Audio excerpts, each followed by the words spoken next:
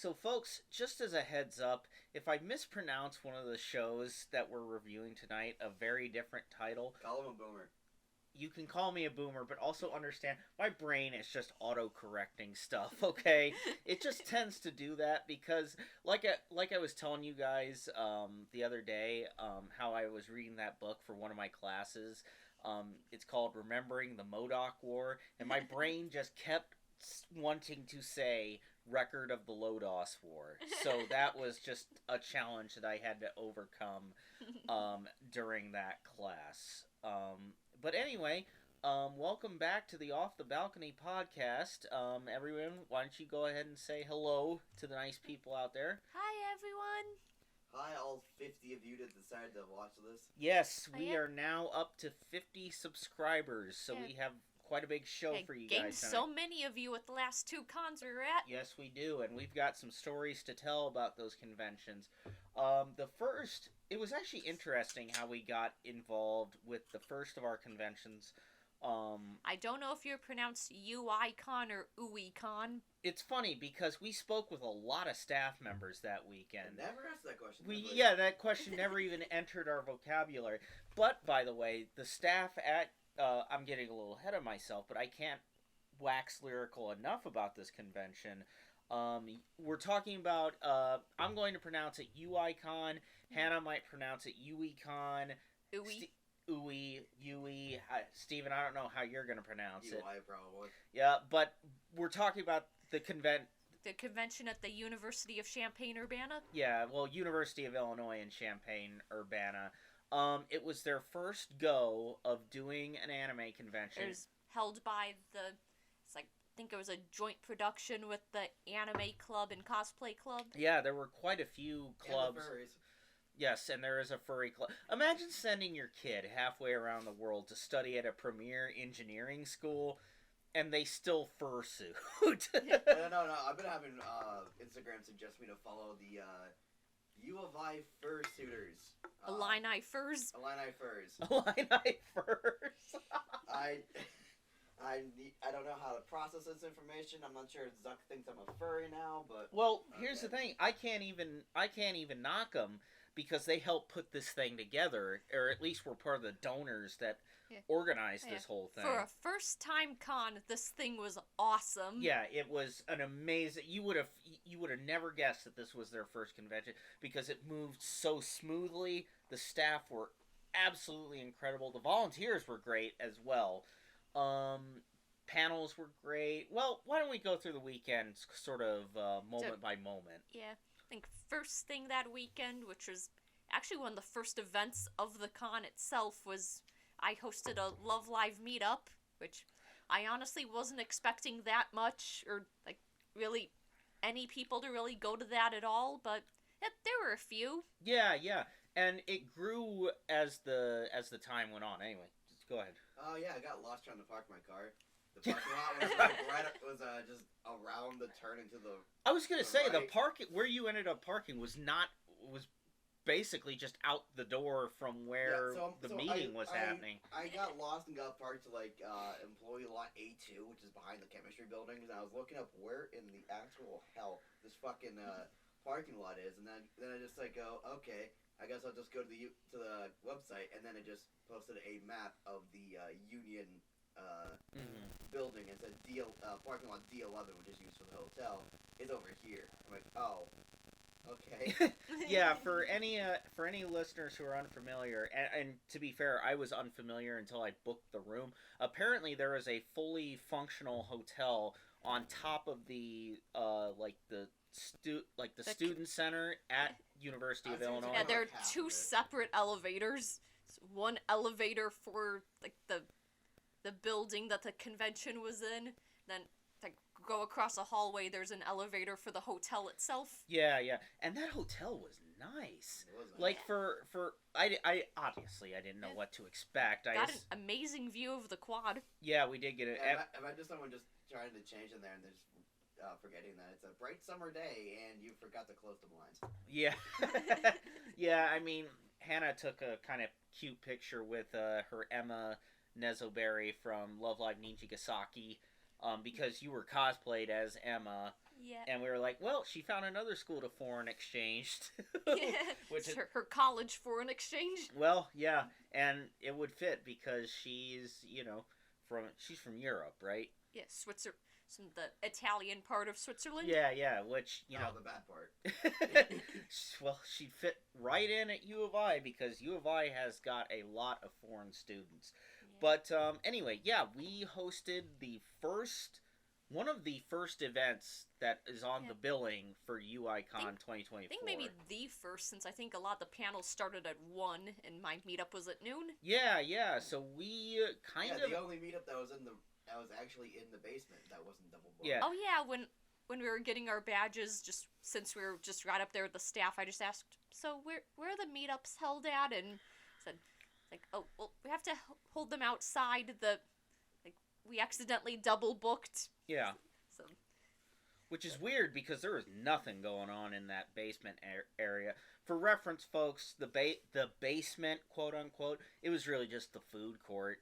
But the Yeah. thing is, it was a Saturday, so there weren't really a lot of people in the student center anyway. So they probably could have just done all their meetings Yeah. there I anyway. mean, one point, since we're on the little stage area they had set up in the food court, and there's Yes. a piano there, and so some guy went up and started playing piano, but didn't know if we were supposed to be there while he was playing, but nobody kicked us off or anything. Yeah, he was just vibing. And Yeah. plus, he was actually a pretty talented player, so I Yeah, kind of liked the it's like- ambiance. But Yeah, I didn't know if this was supposed to be his gig and that we were just standing on stage interrupting it, but nobody kicked us off. They did have it- He didn't tell us to leave or anything. yeah, so- he was just vibing. We were just vibing. Yeah. And plus, we had an easel, so we were able to put that board that. Oh yeah, you made a big poster for the meetup. Yeah, and a lot of people really dug it, including you guys, which really warmed my heart and everything. Which is good because I worked for like 3 hours putting that thing together, and basically, folks, we're gonna make it the title card of this episode, but it was basically a poster board that had, just our information about our podcast Yeah, on things it, UICon Con, 24. Love Live meetup and our podcast logo picture. That's the three of us, and you told me to find a nice card set of the Muse Girls. So Yes. I was going through that site that has archives of all the cards, and I just saw the baseball set. Sure, this seems like it fits us pretty well. They don't have a golf set. Yeah. Baseball have to work. Yeah, and they were cute, and we put the thing together. Anyway, the meetup was awesome. That was that was at least my first time having anything to do with a cosplay meetup or like a fandom meetup. It was a lot of fun just to stand up on stage, and it was nice that I really think all the meetups should have been down in that basement area because it was kind of perfectly set up for it. You had that little stage area. You could circle chairs up around it. Hannah obviously came prepared as Emma. And Heather dressed up as Yoshiko. Yeah, my girlfriend Heather dressed up as Yoshiko. She will insist she calls herself Yohane. In certain situations, she would be right. And she's in character. She was in character. But yeah, we had a really good turnout, and In one point, there's a girl dressed up as Rina, drawing Rina-chan boards. yeah, and handing them out to people, which was really awesome. We were having some pretty good conversations about Love Live. Steven kind of came in a little bit later because of parking fiascos. yeah, dealing with the parking, but he came in. We were all having a good time, and then towards the latter half. Yeah, three girls walked in just as Honoka, Kotori, and Umi. Looked exactly like Honoka, Kotori, and Umi. Like the hair was done up in just the right way. The school uniform, they had like these big like platform boots, which I thought was cool. Which was funny for me because I was dressed as Honoka's dad. Yeah. And I see this girl dressed as Honoka coming down, and we had drawn a fairly substantial crowd. I'd say probably about 10, maybe 15 people total were there, including us. And then these cosplayers come up, and everyone's taking photos. Like, hey, can I get a picture? I'm supposed to be your father.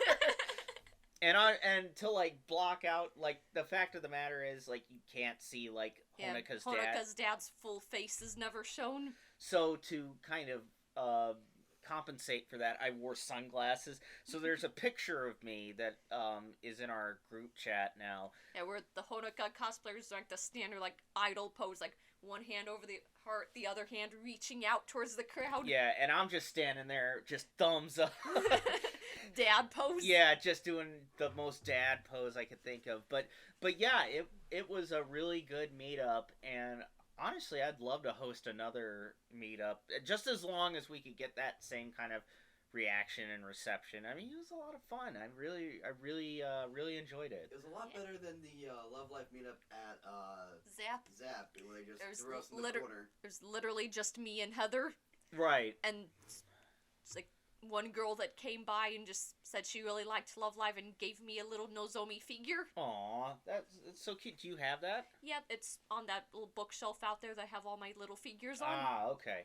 So yeah, we because we were one of like only a few people who signed up for panels. Not to say that we didn't have that there weren't a lot of panels at this con. There were actually quite a few.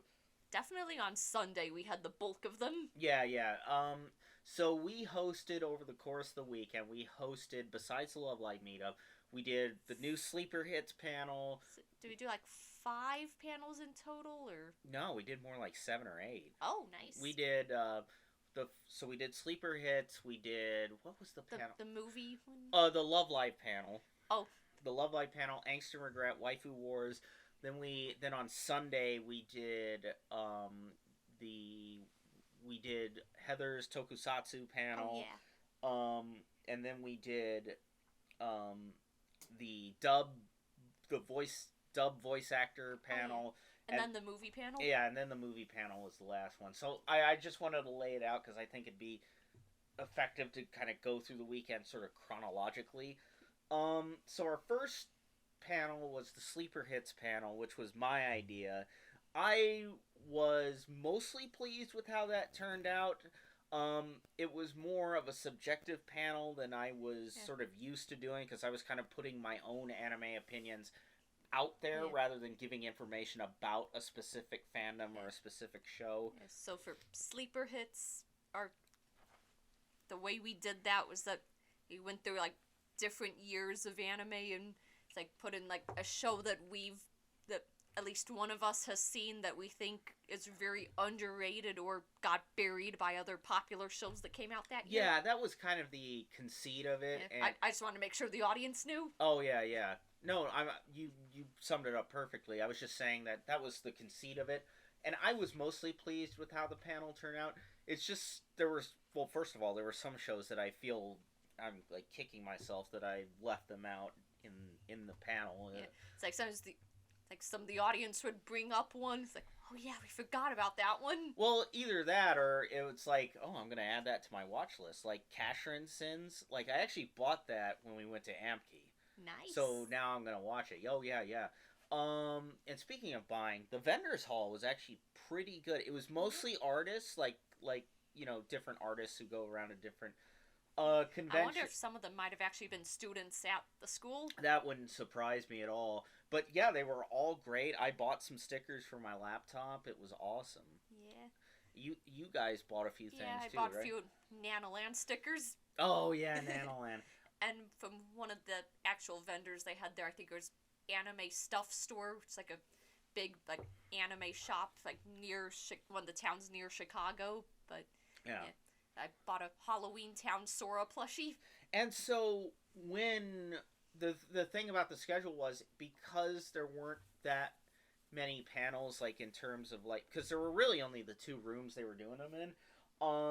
We were pretty busy that whole weekend, and so we only had about an hour gap between the Sleeper Hits panel. Again, I think that panel went good. I probably need to rework it before I'm comfortable bringing it back again. But I'm mostly pleased with how it went at UiCon. Then the next panel was Hannah's Love Live panel, and I'm wondering how you think it went at UiCon. I really liked it. The room was pretty much almost full, and a lot of people there are really passionate about Love Live, Oh, definitely. and there are a few people from the server, the MILF server, just Oh. the Midwest Idols server. I mean, I know some of you guys listen to this podcast, so hi. Yeah, it was very nice to meet some of you in person. I know I'm not exactly the person that fits the mold of most Idol fans, but I am indeed one, and I converted you. Yes, you did convert me, and you converted Homeboy over here. Homeboy with the fuck liver, yeah. Yeah. Turned you into a Nico and Hanayo stan like me, and turned you into a Nozomi stan. The best kind of stand. Oh, yeah. I could hear Steven wax lyrical about Nozomi. Yeah, wax lyrical. She has two great things about her. I can't say that she's my third best. Yeah, her pigtails. Anyway, so yeah, I really thought you did great with that panel. It was a lot of fun to sit in on, and except the thing is that we still had the version that was on your laptop, which was the version that didn't include the one update I made to it, which is during one of Nico's School Idol Diary chapters, she brings up the fact that Reen wears SpongeBob panties. Yes, which, holy shit, imagine the reaction we would have gotten in that. Because we were getting good reactions throughout that panel. Yeah. And then after that was, Angst and Regret, which would have been your, yeah, that was a good panel every time that we do it. I have to wait until we get to the Amkey segment to talk about the best Angst and Regret we've ever had. Yeah. I mean, it was a pretty standard Angst and Regret. Like, we had ones that people sort of quibbled about, but then we had people who cringed about others, and... It's like I do, the Death Note and Howl's Moving Castle ones. I have to go, hear us out. Yeah, you get... Not the Death Note much anymore, but I think Howl's Moving Castle still gets that reaction. Yeah. And the thing is, I think we should almost put a disclaimer in Angst and Regret going forward saying, look, just because this show is on here doesn't necessarily mean we either hate it or we think it's necessarily terrible. It just means that it was a show or movie that people latched onto when they were younger, but probably wouldn't hold up to as much scrutiny today. Now, some shows, if School Days is your favorite, I can't help you. If School Days is your favorite anime, you need some help. Yeah, I don't know what to do. If you like SAO, I have several questions. Well, yeah. You're either 11 or you need help. And if you're 11, then by all means, love the show. You'll find good things later. Yeah. Look, and the thing is, you never forget your first show, the first show you were in love with. I mean, back when Toonami went off the air, and then when I was 11, just getting back into anime because my family got Hulu, and Hulu had an anime section, then the first anime I did watch on that was Sword Art Online, so SAO actually did kind of get me back into anime, but immediately after that I watched the original Full Metal Alchemist, so... Yeah. It evened out. How long did you spend with SAO? I only watched season 1. I think at that time season 1 was the only one that was out. And, And after that happened, I really had no desire to watch the second season. Yeah, that's fair. Yeah, if they had ended it when Kirito wakes up in the hospital, spoilers. That would have actually been a good ending, and it at that point it probably would have been a B tier. Yeah. But then they continued it, and it just kept digging itself into its own grave. But yeah, all the way until Kirito gets stuck into the AIDS generator. Okay. AIDS is brought up. This is way far beyond my interest of Sword Art Online. Season 4. So, Season 4. I mean, I probably would be willing to watch the one with the little pink-haired girl with the gun because she's voiced by Tomori Kusunoki. Is that the original Setsuno? Oh, okay. Cool. I mean, I'd watch it for her. Damn it, why did she spend her non-ailed years voicing stuff like that? Then she finally gets a great character, and she gets conjunctivitis or whatever that is. Ehlers-Danlos syndrome, the hypermobile joints. Yeah, yeah. Yeah, she's in a lot of big name stuff now. Yeah, including one of the shows we're going to talk about tonight. Oh, yeah. So moving on, first of all, I want to say two things. One, really loved the pub scene, around We went U to of this. I. Went to this bar called Legends. Yeah, where you just kind of go up, order your food. It's not like a normal kind of sit-down place Yeah, where just you... go up to the front desk, order your food, then you just sit down, and then eventually they'll just call your number. Yeah, yeah, and it was really good, and the beer was great too, obviously. The mule I picked was not the best. I mean, I had like a Guinness or whatever the fuck, so it was good for me. And then one moment from your Love Life panel that I'll never forget is when we were looking at the different girls like from Love Live Sunshine, who were wearing these like different foreign outfits, and you were like, guess where Mari comes from, and I sort of semi-drunkenly started singing, "The stars at night are big and bright," and then the whole room just repeated, "Deep in the heart of Texas." Yeah, that was a really, really funny moment, and that was a really good panel too. And then we had Waifu Wars, which was an I wasn't the best pick to take to a college. yeah, because I think the list wasn't the best one, because I think just from doing my own research, as in when we went to cons separately, the more Hero Aka characters you have on there, the more of a chance you're going to draw the exact... I'm just going to fucking say it. You're gonna draw the people who look like the neckbeards online that you see people make fun of. Like egg-shaped head, full neck beard, carrying case, whatever the fuck. And I Won't let you have fun. yeah, and I want to admit, like, that audience was hit or miss. I didn't handle it very well because I was kind of drunk. I was pissed off, but like, but yeah, that I don't want to say this as a mark because I'm really I don't want this to. At least the staff that were there understood us. Yeah. I want to say, because I want to say as many positive things about UICon as possible. This was a really, really good con. We just won't be bringing Waifu Wars back to it for 25, so... Or we can. Just bring Steven's list. Yeah, because my list involves some more things you can say. But if I get another guy who says put them all in X tier, I'm just kicking them out of the room. That's just going to be the policy from now on. Yeah. I don't want people to end people's nights with that because, you know... Hey, crowd, should we vote to execute this guy? Well, no, here's the thing, right? If you can't tell between pixels on a screen and real life, that's just an insult to your own intelligence. And just carry on with that information as you will. So I'll say this more soberly and dignified. What are you doing here, bro?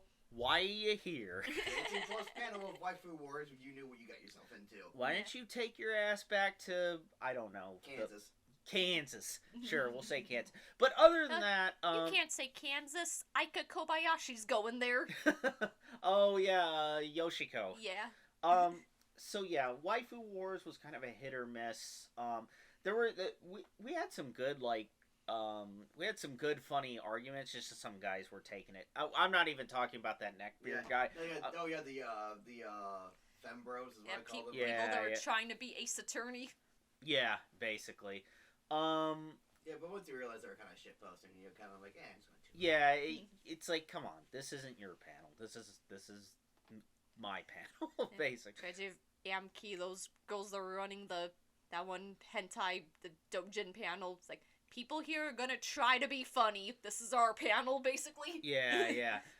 But, moving on to Sunday, because let's just put it out there, regardless of the few idiots that we had in Waifu Wars, great time. Saturday night and Saturday afternoon. Absolutely loved it. And Sunday, I almost feel, was even better, which that's how I know this was a fucking great con, because I almost love the Sunday more than I love the Saturday. You know what I mean? Sunday is usually the day where... It's like, con's over. Yeah. But no, the energy just kept on rolling. It's not cons over, it's I'm hungover. Yeah. Well, that's... Yeah, the depression you're feeling, that's the hangover talking. But half hangover, half gotta go home today. Yeah. But here's the thing. The Sunday, the energy was still popping. Everyone was still moving around. Everyone was still up in full cosplay. I mean, people were here like make this convention. It felt like everyone wanted this convention to win, including us especially. And they had 3,000 attendees their very first con. Yeah, and I mean, hell, some cons that we go to struggle to break half that. You know what I mean? But during the Sunday, so I won't bore you with like the boring like pack up stuff. Pack up was super easy too. I mean, it wasn't like one of the big hotels. Except for when our door or key card stopped working. That was hilarious. Yeah, apparently the battery died in the machine. And apparently we weren't the only room that happened to. No, so. I guess the car just got fucked or something. Yeah. I remember when like you went down to the front desk to try to solve the problem, and it was me, Steven, and Heather were just waiting by the door, and like the cleaning lady came by and said, she was such a lovely lady. Do you need me to let you in? It's okay, I just saw you leave this room, and just opened the door for us. She, kindly old Southern lady, helped Steven, Hannah, and Heather out. As much Southern as Champagne is. Well, I mean, I could tell she had a bit of an accent. But the concierge guy downstairs, he was super helpful too, and he was just as confused as I was. It's like, why the fuck is this thing not working? So, and that's another thing. Hotel staff, absolutely wonderful. Like, basically, I had no bad interaction from like the everybody there was awesome. Yeah, and then so once we got all that sort of settled out, we basically spent the rest of the day either doing our panels or doing the vendors hall. Yeah, just last minute vendors hall. And I want to say something. The first panel we had that day was Heather's Tokusatsu panel. That one was super interesting to me, not just because of the content, because partly it was, interesting, but also it was kind of funny because these, basically it's like these sort over the top. Yeah, super over the top, kind of Power Ranger-esque shows.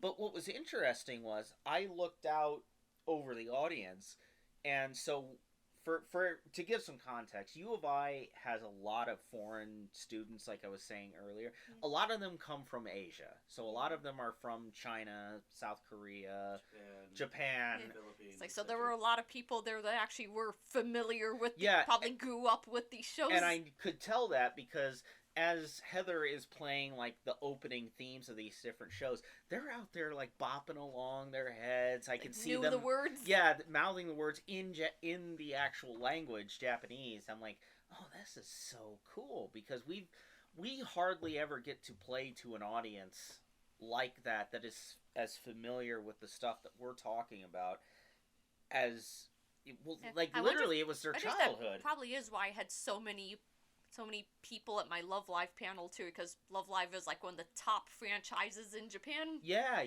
and I now that you mention it, I could tell most of the people out there were like, were Asian students.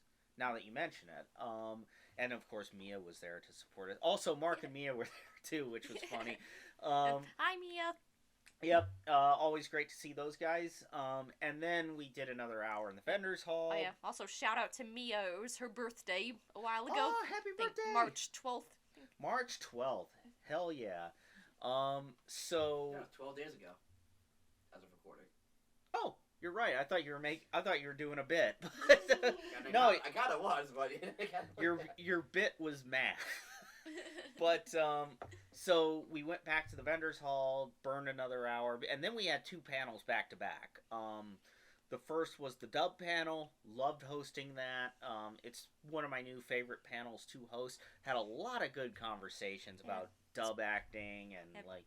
It's basically kind of like how with Steven's Anna Music panel, it's just basically just questions related to like favorite OP, like favorite OST stuff, but with this one it was basically that, but with dubs, like favorite dub actor or actress, like favorite dub of a show. Right, yeah. And shows that were saved by the dub. Saved by the dub. That I might rename it to that. But yeah, I really loved hosting that panel. I think we got some good perspectives on dub, like what dubs allow you to experience, what subs allow you to experience. And yeah, I literally just patterned it off of Steven's Anna Music panel because I was like, fuck, the day we went to Anime Magic 23, I was like, fuck, I haven't put the dub panel together. And so I just basically told Steven, hey, I'm basically just gonna rip off your Animusic panel. He's like, yeah, go ahead. And that's what I need to put my own answers to the questions I got on there on my panel. So wait, for anime, I thought they Yeah. were. well, I have there, but I only have It's the top 3 of like my favorite OP, and that's it. Okay, and If the three of us do that panel again, we can all put our own answers. Yeah, I can. yeah, well, and Heather too, if she, Yeah. because I know she's very opinionated about her anime music, but yeah, the dub panel went great, and then the panel that I'm probably most proud of out of all the new panels that I put together for UICon, the panel about anime movie continuations, like anime that get like rather than getting a second season, shows will opt to do like a movie continuation. Kind of like Demon Slayer, stuff like that. Evangelion, Attack on Titan. Bunny Girl Senpai. Yeah. Shout out to all the people that went to see the second and third movie in theaters today. Yeah. Hope you didn't get that Fandango. Yeah, I know. Apparently Fathom Events kind of messed it up. Or AMC Theaters messed it up. Oh man, I like AMC theaters. Yeah. But yeah, I used to have stock in them before I had to take out all my money. oof. So yeah, I really enjoyed doing that panel. I'm far more proud of that one than I am of the Sleeper Hits panel, because I got to talk more about shows that I really, really loved that got like anime film continuations. And I got to have my piece about how it should have been and how it actually happened. Yeah. Basically, I spend like 5 minutes talking about the Demon Slayer movie and how the Mugen Train movie was great, and now they're trying to repeat that success over and over and over by again. just sharing the last episode of the last season and the first episode of the new season in theaters and trying to say, oh, we made a movie. Yeah. No, you didn't. You just smashing 2 episodes together. And you don't even need to make a movie because you've got more you than enough. saved cinema in 2020 with one. Yeah. That they put into episodes. Right. And I will say, did they do the Entertainment District arc beginning as a movie? I think they did. They released it in theaters, but it was only a 43-minute. Okay. reel. I So will just, say just the first episode, pretty much. I will Yeah. say that opening with like Akasa in the Oh yeah, that felt like a movie. that I could justify seeing on the big screen, even if it's only like 45 minutes long, but still that feels kind of like an exploitative cash grab, and that was the Yeah. main It's point like, of my I whole. can definitely wait until season 4 just gets onto streaming Yeah, and and- watch that. I think it's being dubbed right now. Nice. Right. And I will say that that's where, at the end of it, my new famous catchphrase, when I was done talking about the Demon Slayer movies, I'm like, okay, that was my bitch, and everyone, like, laughed about that. And that's actually a phrase that I borrowed from one of my professors, so I'm sorry, Mr. Professor Man. That's a really good saying. I'm using it in anime cons now. But yeah, I had a great time doing the anime, like, movie panel. I actually really liked Sleeper Hits. I'm glad that you like Sleeper Hits. I just like talking about underrated shows or just shows I think aren't loved enough. I do too.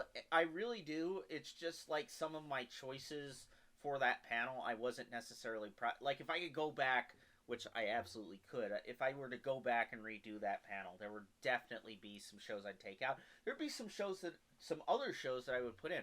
Like for the 2016 bracket, I would take out Erased and I would put in Grimgar. Oh yeah. Which, who's saying you can't have more? well, I try not. I don't know. Like I'm just. I mean, I feel like My Hero Academia eclipsed a lot of shows. Yeah, it sure did. I'm just saying Grimgar because Grimgar is a show that 2016 was a very busy year. It was a busy year, and a lot of shows kind of fell through the cracks. But Grimgar is Steven's boy's favorite anime. Yep. Cancer Man Manicure really likes the Grimgar. Yeah, he sure one does. of your little internet boys. That's sure go that. Yeah. Sure. But I'm glad that you like sleeper hits. I liked it too. I just need to rework it. The movie panel, I think, was great. Like there's still some things that I think are wrong with it. Like I would want to put in the Cromartie movie Oh in yeah. there. That was Even though that's a live action one, but it's like the most faithful live action Yeah. adaptation of any anime ever. that's why I want to put it in because it's such a it feels seamless from the show to Yeah. the movie.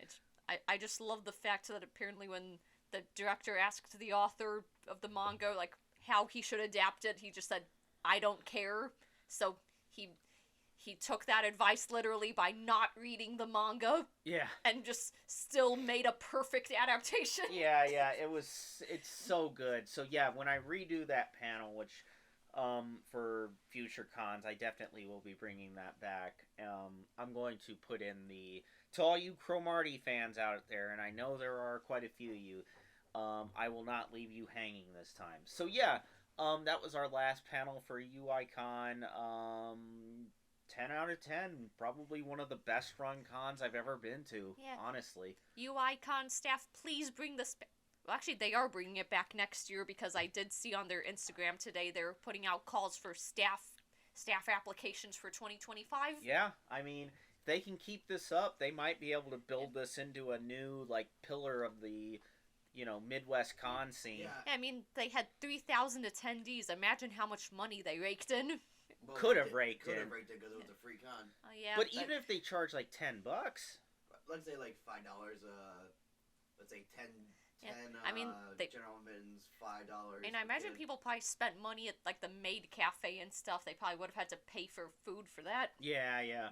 So, I mean, I'm excited to see where UICon goes. I mean, the thing I'll say about UICon is that it's run by people who go to conventions, so they know what's wrong on yeah. the set. Oh, yeah. Things like, didn't you say when you were talking to one of the staff people that like they went to different conventions and just asked staff there like what they liked, what they didn't like? Yeah, they actually studied the administration of conventions, which I think is a really smart way of doing it. Don't just look at the convention itself. Look at how it's run. Like Yeah. who's working behind the scenes? What are they doing? Look at animecon.org and take that as an example of what not to do. Does your CEO send you his political ramblings because he got banned everywhere else? Or do And they use just answer political questions? rants via email. Yeah. So yeah, I'm really pleased with what UICon was able to put together. I am so looking forward to UICon 2025. Now let's move on to a more like traditional pillar of Midwest con scene, where we did a full weekend at Amkey in Milwaukee. Which was my this year. birthday weekend. Yes, it was your Yep. birthday weekend. I turned 24 on the Sunday of Amkey. Yep, you sure did. And I gotta say, for like a big ticket convention, this was a great one too. Yeah, This was definitely my favorite Amkey I think that I've literally ever been to. My only complaint about the con itself was the long ass registration line, but I think I've heard like pretty much every big con has line con. Yeah, the thing is, I don't want to gripe too hard because they did process us quite quickly. Yeah, like once we actually got to the registration desk, there it's just like boom, boom, boom. Okay, Yeah, and get out. and I found out that that's why the line was moving so quickly. It's funny because I snuck like a shot of menthol mint in my jacket too. And I just reached into your pocket, just like, oh, forgot I had this. Oh, that's right. I forgot I Yeah. even had the thing. Yeah, it's like, Booze went to ew. the convenience store on the corner, and you're like, oh, I doesn't get this, and then it's in his pocket for the entire day. Yeah, and I was like, all right, time to spark this bad boy. I'm gonna roast this bone. So yeah, we get our badges, which were free. Thank you, Amkey, for recognizing our panel efforts. And then basically, once we got our badges, we immediately left and went to the pub. Well, okay, we went. Didn't we do some vendor? We did some Yeah, I vendors, think shenanigans. we wandered vendors for like an hour and then went for food. I was just saying that it was like we were basically in it. We were just there to get our badges because we had nothing going on Friday, which I actually ended up loving. One, because, well, I really enjoyed our panel setup for Amkey, but also I really was looking forward to the like 18 plus lineup for that night. Yeah. And I'll talk a little bit more about that later. But basically, once we did some vendors, we went to this really cool Irish pub that's at the base of the hotel that's connected to the Wisconsin Center, and then Was it the Braid Center? Baird, I think. Baird. yeah, the Barrett Center. That was good. I will say security was beefed up from last year by a long apparently way. people's big complaints of last year is that security was either like either did the wrong things or just wasn't doing enough. So apparently they fired their old security and got a new security team, which they bag checks. So just had to open up my bag and just show it off. Yeah, which I don't even know what they were. I assume they were just searching for weapons and Yeah, stuff. probably looking for like guns and whatnot. Yeah, I mean, anytime we got bag checked, we were basically waved through without issue. I mean, and my phone charger and stuff. So I think both of our phone chargers in there. So I just had a bunch of wires and stuff in there, and they just never questioned it. So yeah.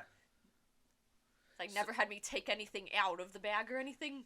So yeah, that night we kind of just piddled around, looking for different 18 plus event. We were gonna do some like Smasher Pass. Yeah, like, there's FNAF Smasher Pass. Yeah, but except Hannah I got into character. Yeah, I was planning to do a morning cosplay and nighttime cosplay, but since we were in registration line for so long, it's just, fuck it, I'm just gonna wear my nighttime cosplay the whole time, which is, my nighttime cosplay is always Kikuri from Bocchi the Rock now. That's right, and so...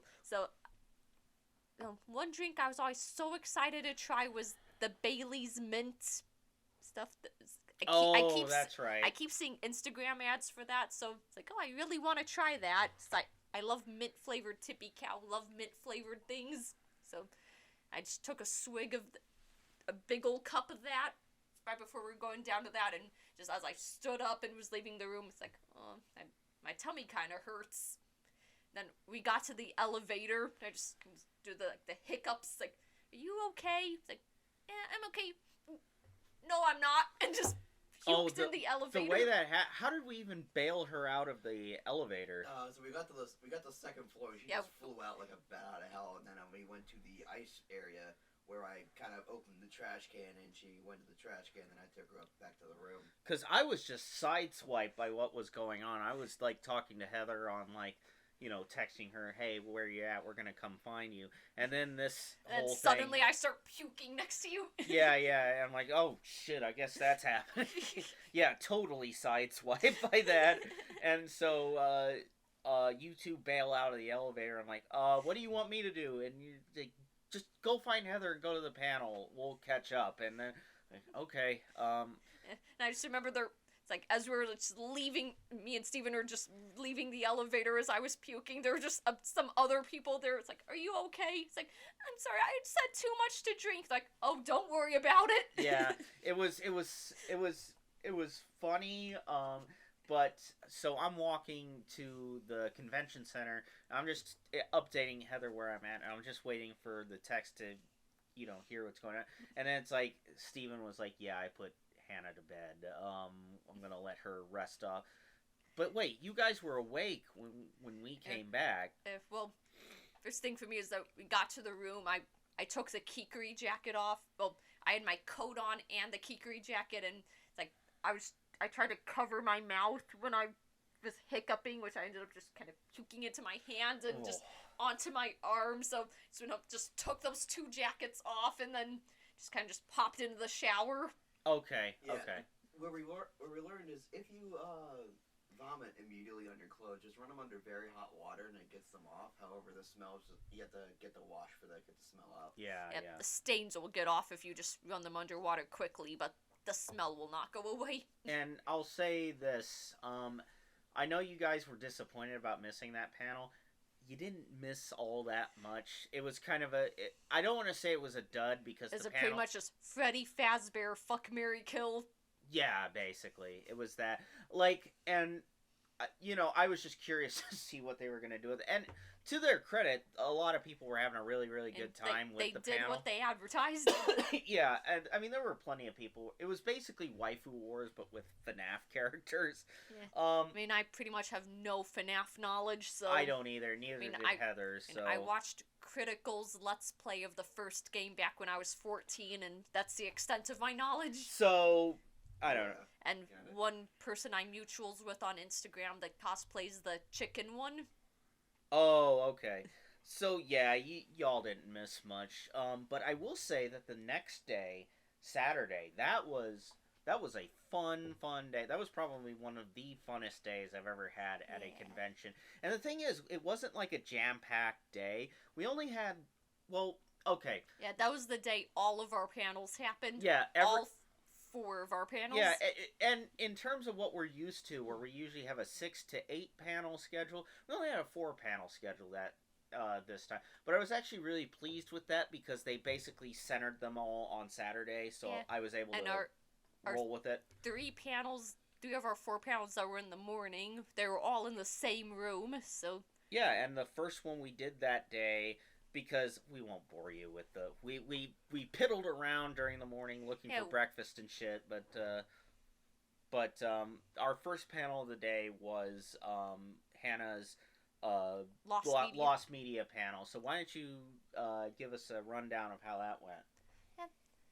I wasn't expecting the huge turnout that got, and I wasn't really expecting a lot of people would go to Lost Media panel at noon at an anime con with a bunch of other stuff going up against it, but no, it pretty much almost filled the room. That I was surprised. Yeah, and Steven, how do you think it went? I went pretty good.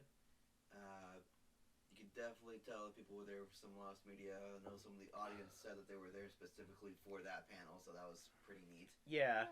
Well, I think in the age of the internet, it's just become more and more of like a thing that people can do. It's almost like collecting. Yeah. Like you had, And there's so many YouTubers now where just their entire thing is covering Lost Media. okay, and I wish she had thrown this meme in there, but I love the dichotomy between Lost Media YouTubers where they have like a very dark persona, and then they're talking about goofy shit like the Like Lost Subway commercial. Yeah, or like I know like the big one now that people are finding leaks of is the uncensored sailor mouth from SpongeBob. Oh yeah. Which apparently somebody found a clip. Yeah, I've heard about that. Did you make any changes to your panel this time?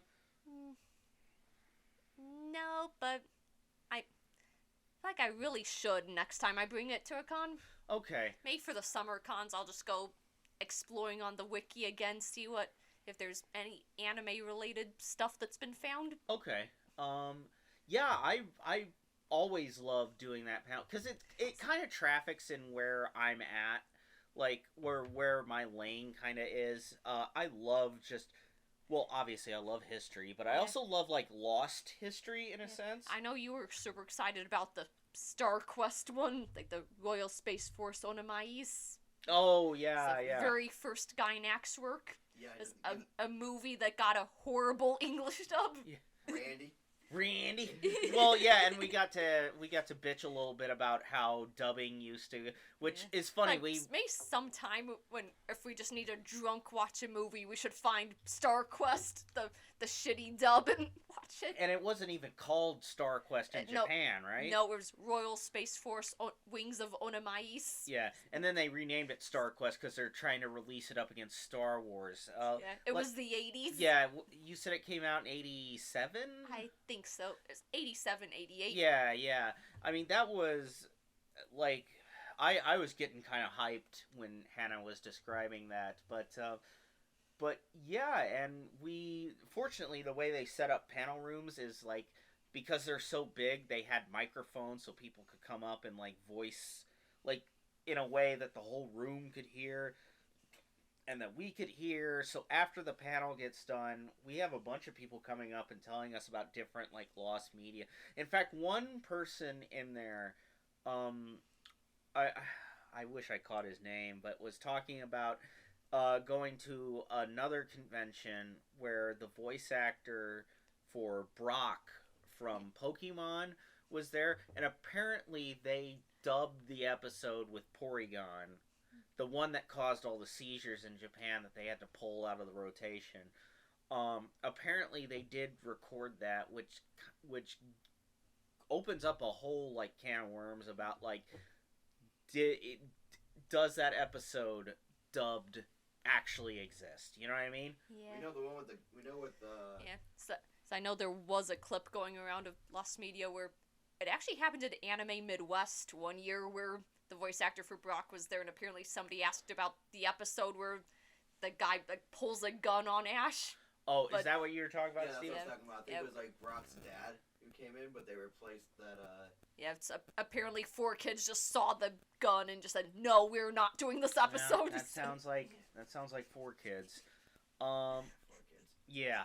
Can't do the gun, but we'll have everyone start singing the national anthem on 4th of July. Yeah, that Give me that little bit of cursed media. yeah, cursed media. That shit, that might be a fun panel too.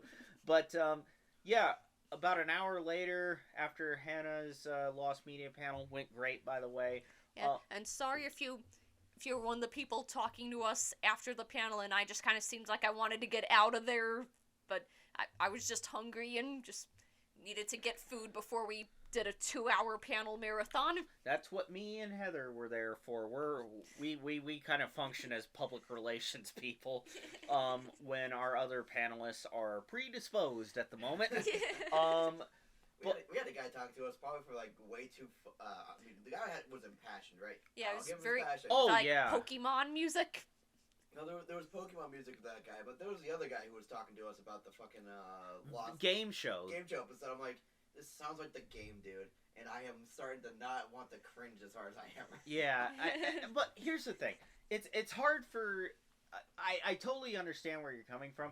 It's just like it's so hard for me to like, basically say, try to brush someone off who saw Yeah. you give like an impassioned speech about something that they really love and they want to share that passion with you. It's like, yeah, I didn't want to be mean or anything, especially since I was the one that brought all this stuff up. Yeah, right.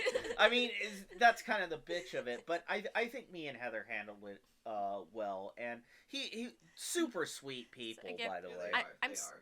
I'm sorry, people. I was just hungry. Yeah. I mean, we all have our needs too, but fortunately, they were fairly Just understanding. And, needed some pizza and was on a time limit. yeah. So speaking of that panel, right, we had 2 panels back to back. One was brand new, and one was an old favorite. So we'll start with the brand new one, which is my idea. The Studio Key panel. Really pleased with how that turned out. Yeah. Kind of like the Lost Media, we had more people show had up. a great turnout with that. Yeah, really. Though a lot of people there were for Clanad and Angel Beats. But yeah, there were people there that knew every single one. That's kind of why I put that in the title. Yeah, needed some name recognition. Yeah, name brand recognition. But we got a lot of folks in there, and we got to really talk about some shows, some that we liked, Yeah. some we didn't So, like. like when you brought up Some that like were the rewrite. individual shows and just asked like, "Hey, have you seen Rewrite?" Something people there were raising Like their hands. 4 or 5 there- people. How People many there people knew. enjoyed Rewrite? All the hands went down, and that was I think hilarious. there's one guy that still had his hand up.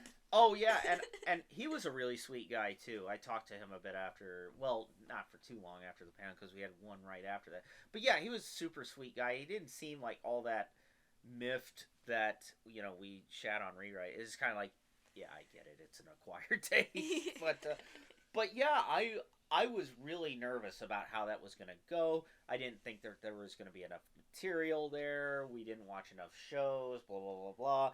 Turned out all those fears were unfounded because the panel went really, really well, I think.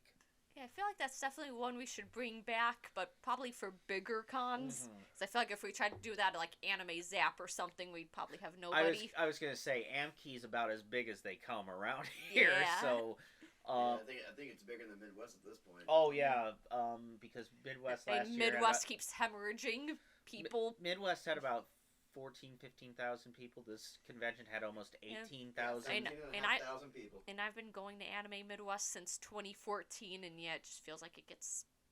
like it kind of reached its peak around like 2016, 2017, and then it just kind of keeps going down. I get still to watch the trash fire now that I'm a new con goer. Great. I still have an undying love for it because you never forget like your first big convention, Yeah. and I it mean- was I mean- my first big convention. I mean, if we're talking about first big conventions, Yeah, you had a.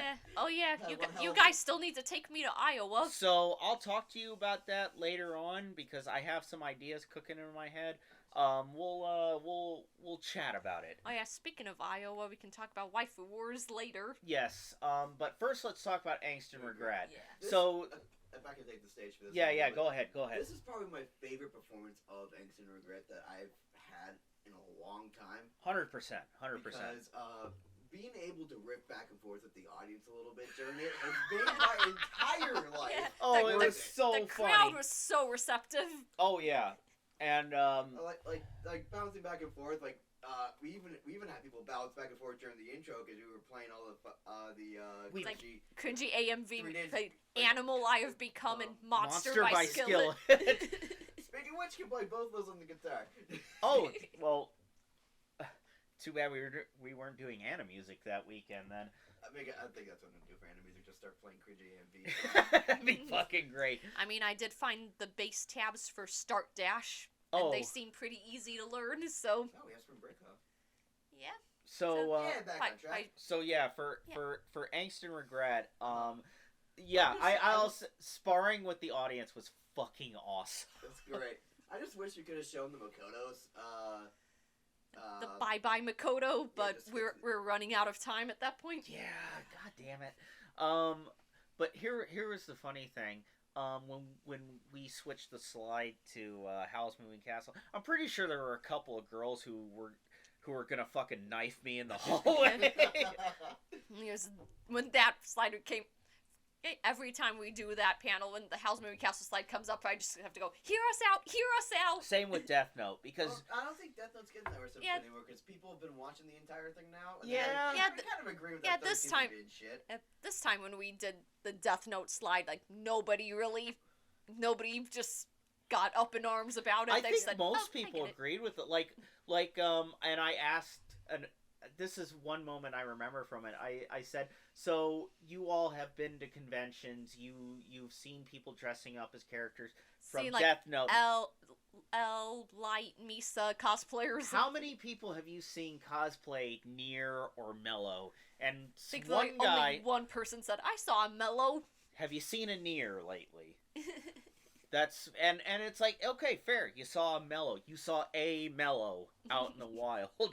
But it's like, look, we and it was good that we gave some context that like the guy who was creating Death Note wanted to end And those wanted to end it with Light winning. Like L's death was supposed to be Light's victory, just the end of the story. But they're so popular that the producers and the people in charge of the magazine just wanted him to keep it going, keep bringing in the money. Yeah, and I kind of get it from a business perspective, but at the same time, Nier and Mello aren't worth it. I'm Yeah. sorry. Like I'm he- sorry if Nier Like or he just had to Mello pull are... a new L out of his ass. Yeah, just he like- pulled like- two of them. It's like, okay, so L's a great detective that likes sweets. You do. It's like, got another great detective who likes toys. And Like, then, that was Nier's thing, and Mello had chocolate. That's what I With- remember. Yeah, yeah. Just always biting chocolate bars. Just taking Hershey's bars, but instead of taking the squares off, just bite straight into them. Oh, yeah, yeah. What a Hit cursed the way to... Kit Kat bars and go. No wonder we hate that motherfucker. And apparently he has the same exact birthday as Taylor Swift. Nice. Yeah, Anyone like didn't hear. December something 1985. It's like exact same birthday as Taylor Swift, and literally looks like Taylor Swift too. That's okay. I get Mellow singing with the Kit Kat bar and just biting straight into it because that's what I do. Okay, yeah, I I think heard I have that. to break up with you. Oh, Jesus. no. I was like, did she hear that? Well, she did now. She sure did now. But yeah, it's a good thing. It's a good thing. No one saw me park my car for the convention because those girls were probably gonna go out and key it. Alright, we had ballet do it. They Yeah, were yeah. out. But yeah, I totally agree with you, Steven. That was the best Angst and Regret that we probably ever have put on, in my personal opinion. Yeah. I think the audience engagement was great. The show picks were, well, I mean, it's the same show picks, but I think people engage with them in unique Yeah, I mean, ways. if we can think of anything to add to Angst and Regret, Yeah, I think I kind of want to take Angel Beats off of it because like that seems to get like zero reception even from the onset of it. Yeah, like let's cut what's not playing anymore. Yeah. Not even like what's not popular, like with like the just audience. what doesn't get a reception. However, I am keeping Dream Eater Mary because everyone has to know about that one. I think Yeah. a couple of people in the audience Yeah. knew. Oh yeah, I think that. there were like 4 people this time that actually knew Dream Oh, Eater Mary. no. My favorite memory from Angst and Regret was you started and was like, how many people have seen the show? No hands. And then one kind of crept up. Like, what- And then as you're describing the show, another hand popped up. And then as he goes on, another hand pops up. It's like, okay, some of you do remember this show. Yeah, I'm gonna go So grab that's it. another drink. You guys keep talking. Can you grab me one too? Sure. Thank you. Just another sequence. Sure. Just having there's people who cranking the memory from that. I know. And You know, like Sentai's first film work. which too. was kind of the premise of your panel when you pitched it to me, was like, this show feels like a fever dream. I didn't even really remember it, and it's like, are there other shows out there that I really liked back when I was a kid that feel like a fever dream now? That was kind of the whole premise of that, like, of that panel as you were putting it together. And yeah, it went really well. I'm happy that we got so many good reactions, but yeah, that'd probably be a good move in the future to be like, let's just cut what's not playing. It's like we had Anohana on it for a while. We cut that because Anohana and Angel Beats are technically the same thing twice. Yeah, I mean, Just emotional torture porn. yeah, basically. So yeah, Angst and Regret went over well, and then we had like about a 6-hour gap. 6-hour gap to get food, get drunk, and then go do Waifu Wars. Yeah, and then that Waifu Wars, was great. awesome. That was such a fun panel. So basically, we kind of fell into our roles of, so Hannah and Heather were basically on the computer identifying the different girls that were getting picked. Steven was sort of the main administrator, like running things through, and then I was up there just hyping people up to be as like ridiculous as possible, like kind of just like whoa. Yeah, it was. You became strip club DJ. Yeah, basically, Steven was the one who was like actually moving things along, and I like how much of a well-oiled machine we became with that one. yeah, definitely, and I think that owes to it going so. Yeah, But I think being the computer person for that's probably my job from now on, because like at least with Steven's list, since I kind of helped him put that one together, that I recognize more I of the wouldn't have had characters from that. I wouldn't have had a snowball's prayer in hell to. I'm gonna go a little bit on my rant about why I think the two lists for Waifu Wars from like UICon and this one were kind of different. Because UICon is like the classic SABDF, I think. And ABC. Shit on Fire? It's got shit on fire. And on Shit it. on Fire, yeah. And because it has Due to some- popular request, we had to add jail tier to ours. we had a jail. Yes, so this is in fact a nice little segue into our little housekeeping thing where we do actually pay attention to our emails because I know at what was the one? Anime Zap. Anime Zap, I said if you have any qualms with this, our email is offthebalcony21@gmail.com. And if you guys want to email us about, say, this list or anything else that we do, please feel free. We will take it into consideration. And somebody did. And that somebody did, so we added the stuff that they wanted. We added the Final Fantasy Girls, Well, Final Ruby, Fantasy Girls was just a general thing that everyone needed. Oh. So was the Fairy Tail characters. and some on Ruby. The Ruby characters were the additions, and Jail Tier was also the addition from the email. That's so Which hilarious. jail- I love jail tier. I think Jail Tier was wanted because of Misato and the big titty dragon from Dragon Maid. Which is funny because at like this none of them ended up in Jail Tier. I was gonna say Misato. I think got like B tier, and I don't think the Kobayashi Other- dragon did she get picked? She got picked and went up to like probably S tier. Oh yeah, right. It's like But you know who did go into Jail Tier? Nico. Nico. Oh yeah, just because think And it was like a President- last-minute addition and he said too. just because she lied to her family about being an idol, which means she probably got the 1-bedroom in her 1-bedroom apartment. Oh yeah. It's like it's such a legalistic reason to put Nico in such a low tier. I mean, I was all for it because I was laughing the entire time. I mean, I don't think we'll ever have a con where Nico gets in a good tier, but we're gonna with that reasoning, like I can't even blame them for that. I think the highest tier we've ever had Nico win was C tier, and that was at Zap. This year's Zap? Yes, this year's Okay, Zap. okay. Well, Comey got moved from S plus tier down to shit on fire tier. But that was the last minute decision of Wait, for who got moved down? Comey from Comey Can't Oh, Communicate. that's right. So here's the thing. I mean, to be fair, there was just one guy there that was being the antagonist. Yeah. And he did say he loved the panel, and so you know what, we're bringing that. Oh, to this. speaking of colorful characters we ran into during our panels, there was some girl, and she was great, by the way. I want to point that, but spoke in like this really like heavy Like Boston type accent. Boston. Boston smoked a pack of post like Yeah. 3 packs a week. Yeah, it sounded Like like accent. sounded like she was like from Queens in the Yeah, 1970s but or something. I'm sorry if you're listening to this, but it's just that like she was wearing a lot of fur, so for the whole time I thought she was just doing like a cave woman thing. Yeah, I heard very distinct like, what the fuck, are you from Yonkers or something? So the funny thing is, I mean, I said it kind of. Her voice actually did kind of jog my memory banks a little bit of the past panels we did, but I just couldn't place her where I saw her last. Yeah, which apparently she did come up to us later and just said, "I've been following you since Sonic 2." Oh, that's right, and then she dropped the voice, and I was just like, what the fuck? I thought you were actually from like the South Side or something. Not just the South Side. She sounded like she was from the South Side in like 1949 or something. Yeah. Oh god. No.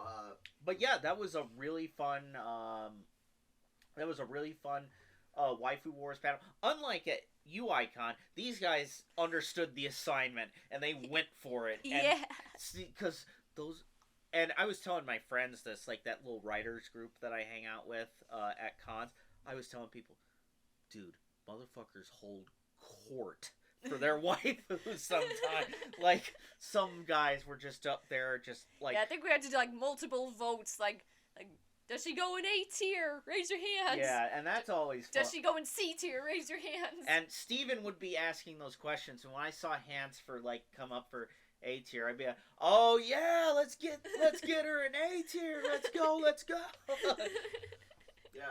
It was just kind of hard to judge how long to keep on a person to keep the momentum going, but yeah, I think the best part about that was people the only thing they could do once. I'm like, hey, the audience can do it. If I don't have people come up here, I'll start putting people in random tiers, and you guys won't like that. Yeah, we're gonna hold your waifus hostage. but yeah, it went really well. Great way to cap off not just the night, but basically that was our last performance of the weekend. Really had a great I feel like time. that performance alone made the whole con worth it. Oh yeah, it Oh, was yeah. so much fun, and I think that we all fell into our roles really well. Hannah and Heather especially doing like the clicking of the like identifying Just the clicking waifu. and dragging the waifus. Yeah, because I would have never been able to do that because some of the characters I just didn't know. They were from my favorite different. part was someone said Lucy from Cyberpunk, and then she picked up Lucy from Fairy Tale. I'm like, wrong Lucy, wrong Lucy. I mean, I just heard Lucy and just looked and just saw Lucy from Fairy Tale. Oh, I was and like, she okay. went up to. Did she go to jail or S? I think she was an A tier, I believe. I do have the picture That's downloaded. So. see, that's the funny thing. Some of the characters, I'm not sure if they went to S tier or jail tier. There are certain characters I know were in like Shit on Fire or like lower tiers, but I mean, Shit on Fire exists because of Sakura from Naruto. So did I she feel even like we get have picked to. this time? Yeah, she got picked and thrown into Shit on Fire tier, I believe. Let me Oh, pull up the picture. 'cause It's like I know she I have ends up downloaded. there every single time. like clockwork. Her and Misty always end up. Misty from Pokemon, by the way, always end up in Shit on Fire tier, which is okay. Sakura, I kind of understand because I know that she has kind of a tenuous relationship Alright, with so the I fandom. have the entirety of the list pulled up, so just yell a character out, and I'll probably let you know who went where. Well, could you read out who made Shit on Fire tier? Just Okay, tell Shit us on the. Fire tier. I think this is one of the white hair girls from Ruby, Power, Sakura, Asuka, Schrödinger, Fern from Frieren, Ruby, Winter, Yang, and Blake. So basically Ruby. All of the Ruby girls. We put on there just went the shit on fire. Holy fuck! Did you put them on there, or did No, the audience? I think The audience somebody. did. I don't think we put any of our own opinions in this. Okay. Oh yeah, it was the girl asking like she was from Boston. She asked me to pick multiple people. And like, and kind of look at the time. I'm like, yeah, you know what? Sure, why not? We don't. Yeah, I mean, we got a big list, so might as well. Might as well, yeah. And she just kind of threw all the. Someone threw all the people from Ruby in there. That's Pretty fucking hilarious. I didn't even realize that, but that is hilarious. I was the one who hyped up the one dude to put Schrödinger on in like shit on fire tier. Like, yeah, put that Nazi son of a bitch in shit on fire. And I think just as soon as somebody put Schrödinger, I just asked the crowd, "Hey, does anybody know Schrödinger's backstory? Like how Schrödinger was created?" Oh, that was an interesting conversation. Yeah, it's like that's my favorite fact to tell Hellsing of people that like Hellsing. It's like people that are just aware of Helsing that. And we hey, won't, you know that cat boy? We won't go over the backstory here. Yeah, but we don't want to get demonetized. Yeah, but we're it's. gonna get monetized anyway. But yeah, we're not even monetized. But let's just say it's an interesting one. He says still say it in C tier. Which I hate that. I hate that. I think someone wanted to put her in F tier. I think I was like, oh. She's nice, but she just gets sick a lot. My brother from another mother. Boy, did you watch the anime? So I'll read off our jail tier just Please read off jail tier. We have Rem from ReZero, Tatsumaki from One Punch Man. we have Haruhi Suzumiya in the list. We have Which I actually support her in jail tier. Same here. We have Megumin In jail for arson. in jail for arson. Lucola, Miku, Wait, Lucola from. Dragon Maid, Oh, Big T Dragon. Oh, okay. Oh, so she actually did go to jail. She did go to jail. Look at that. We were wrong. We have Miku just because someone didn't like the Nendroid cosplay someone put up there. Yeah, well, that picture we did put on is Miku Dio, which apparently that is to promote the Hatsune Miku DS game. They put like that weird costume of Miku on a kids TV show, and it scared all of the children on set. It's like it's kind of like a Sesame Street type show, and they just had this creepy Miku costume on, and all of the kids on the live set started crying and screaming. And then, was it Euphemia from? Oh yeah, Euphemia from Code Geass. Which was so tragic that I didn't have a good rebuttal. It's So, like I mean, she does, but not for the. It wasn't her fault. And then we have, was it Melty or? The girl you have in as saved as bitch. Yes. Wait, that doesn't tell me anything. So It's from a show that only Steven has seen. Shield Hero. Oh, okay. The starting premise is this girl frames this dude for Crimes. for sexual crimes, and then he has to go out and prove that he didn't fucking do it. Okay.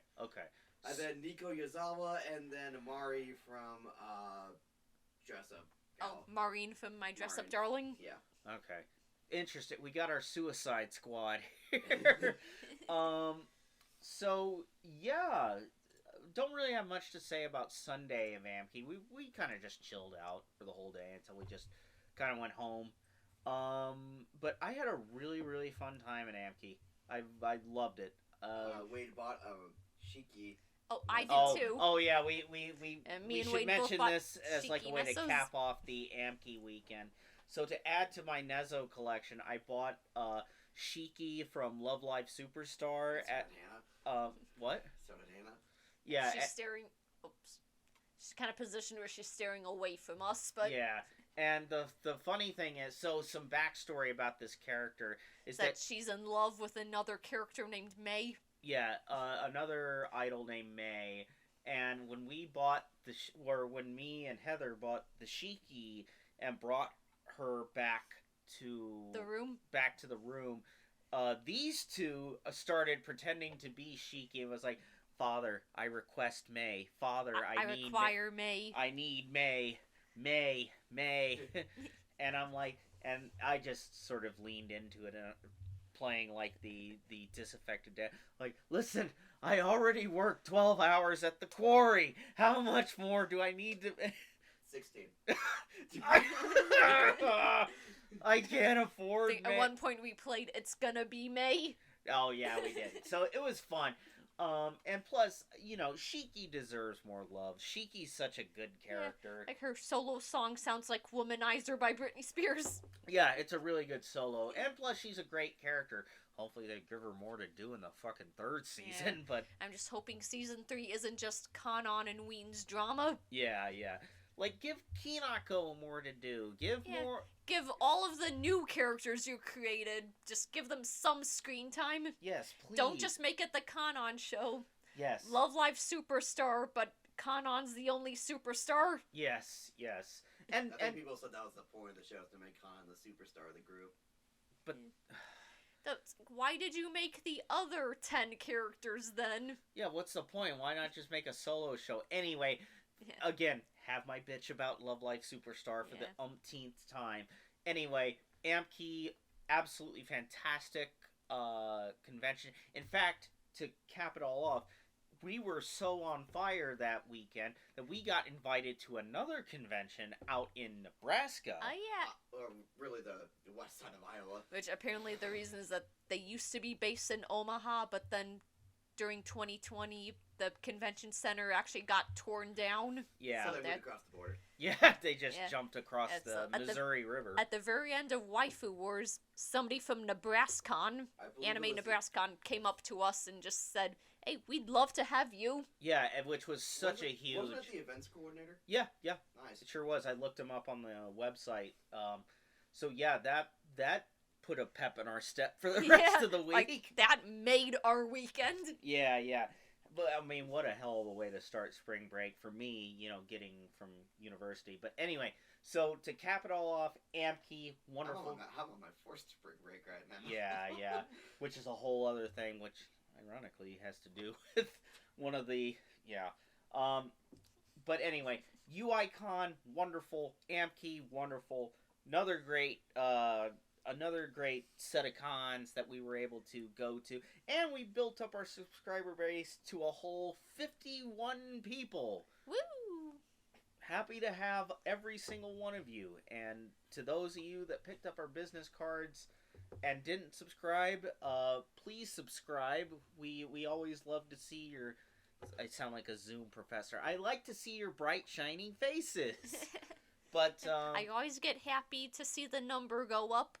yeah, that's always Also, please leave comments. I hate that the last comment our channel has ever got is on First Squad that just says promo SM.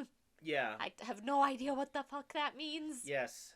Engage with us because we will engage back. If you have questions, comments, anything, just I mean, obviously be civil and don't be stupid, but you know, come talk to us because we always We love interaction. Oh yeah, definitely. So that is kind of the end of our convention stuff. Steven, I don't know if you have any housekeeping that you want to... I do, actually. All right. So, general housekeeping, as is per standard. Let me just go ahead and show all of our little links that we have in the description. So the first one is more than likely going to be our cost for our my little passion project that's turned to a group passion project, which is the Imperial. We are rebuilding and reviving a car from the 1950s for us to take as one Moljo unit and be comfortable instead of taking one of these modern sedans that pack you like sardines. We would like to get that car up and running, hopefully for like the 2025 convention scene. I will do my damnedest to make sure that's a thing. Even though I have since moved away from where I was able to work on it whenever I wanted to. But I will make an effort to make sure that starts picking up again. Now that the weather's starting to warm up, I should be able to go out there and start working on the damn thing. Pick up where I left off. If you would like to see that become a reality, I am toying with the idea of making a 91 days Edisha out of it, because I think it would be funny, even though it's like 30 years apart. But I would like see if you want to help me see that to be a reality, I have the GoFundMe link in the description. I will have to triple check to make sure that site's still up because I know GoFundMe likes to kind of delete things after some inactivity, and I will start boosting that thing once again. Also, we have our other one, our Venmo account. I will switch that to a business Venmo account pretty soon here. However, as of right now, we are going to just donate to that if you want to help us like update audio costs, because right now we're using like 3 USB mics, and I know people like to piss and moan about how we do our stuff. If I showed you guys a picture of our recording, maybe you guys would have a conniption fit. However, if you guys want to donate to us to make sure that gets better, donate to venmo.com/SKREZZO, and just put in the tagline, make OTB make shit better, I guess. Other than that, please just subscribe, comment, like the video. No matter what your comments are, it always helps us in the algorithm, because that's how YouTube works, even though we're just a podcast. But other than that, thank you guys for watching thus far, and now we will get into Anime Roundup. our anime roundup. So yes, as is tradition with this anime club, we always spend February, which bled way deep into March, watching shows related to Valentine's Day. That being shows related to the concept of love. However, Which we didn't get to watch my show until like March. yeah, that's what I was saying, because of our busy con We actually schedule. finished the show tonight, Yeah. right before we started recording. So to give kind of an outline of the shows that we're going to talk about tonight, they all deal, ironically, with different types of loves. It's familial love, romantic love, platonic love, and then romantic love again. Yes. So why don't we start with the first show that we watched tonight, Buddy Daddies. Oh, you pronounced it right this time. I got it right, because the He thing... keeps calling it baby daddies. Yes, I keep calling it Baby Daddies. Well, to be fair, the little girl in that show, she is baby. She's so baby, and I'm so glad that her character... She got nominated for Must Protect at All Costs character at the Anime Awards. Yeah, and what was that character's name again? Miri. Miri from Buddy Daddies. But that was Steven's pick. He was the one fortunate enough to Kick off Love Month. kick off Love. And this is your second Love Month in a row where your pick ended up being an S tier. So why don't you go ahead and explain what Buddy Daddies is about, and then we'll, me and Hannah can give our thoughts about it after you introduce it for us. Alright, so Buddy Daddies is a show where these two guys work for some criminal underground Yakuza-esque group where they're charged with stealing, robbing, and heists. Doing whatever, hits and whatnot. And along the way, well, kind of at the same time, this girl's trying to meet her dad because her mom decided that she just couldn't take care of her anymore. And however, one of the main characters and the dad were kind of similar, and through some shenanigans, murder, and hopes and dreams, these two guys raise this girl from 4 years old to where the show ends where she turns 14. Yeah, after like a pretty significant time jump. Yeah. So but from I think it was like spring to winter that they have in there.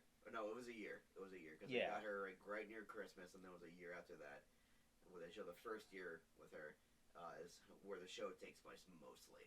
Yeah, and I gotta say, I was blown away by this show because we're in this like.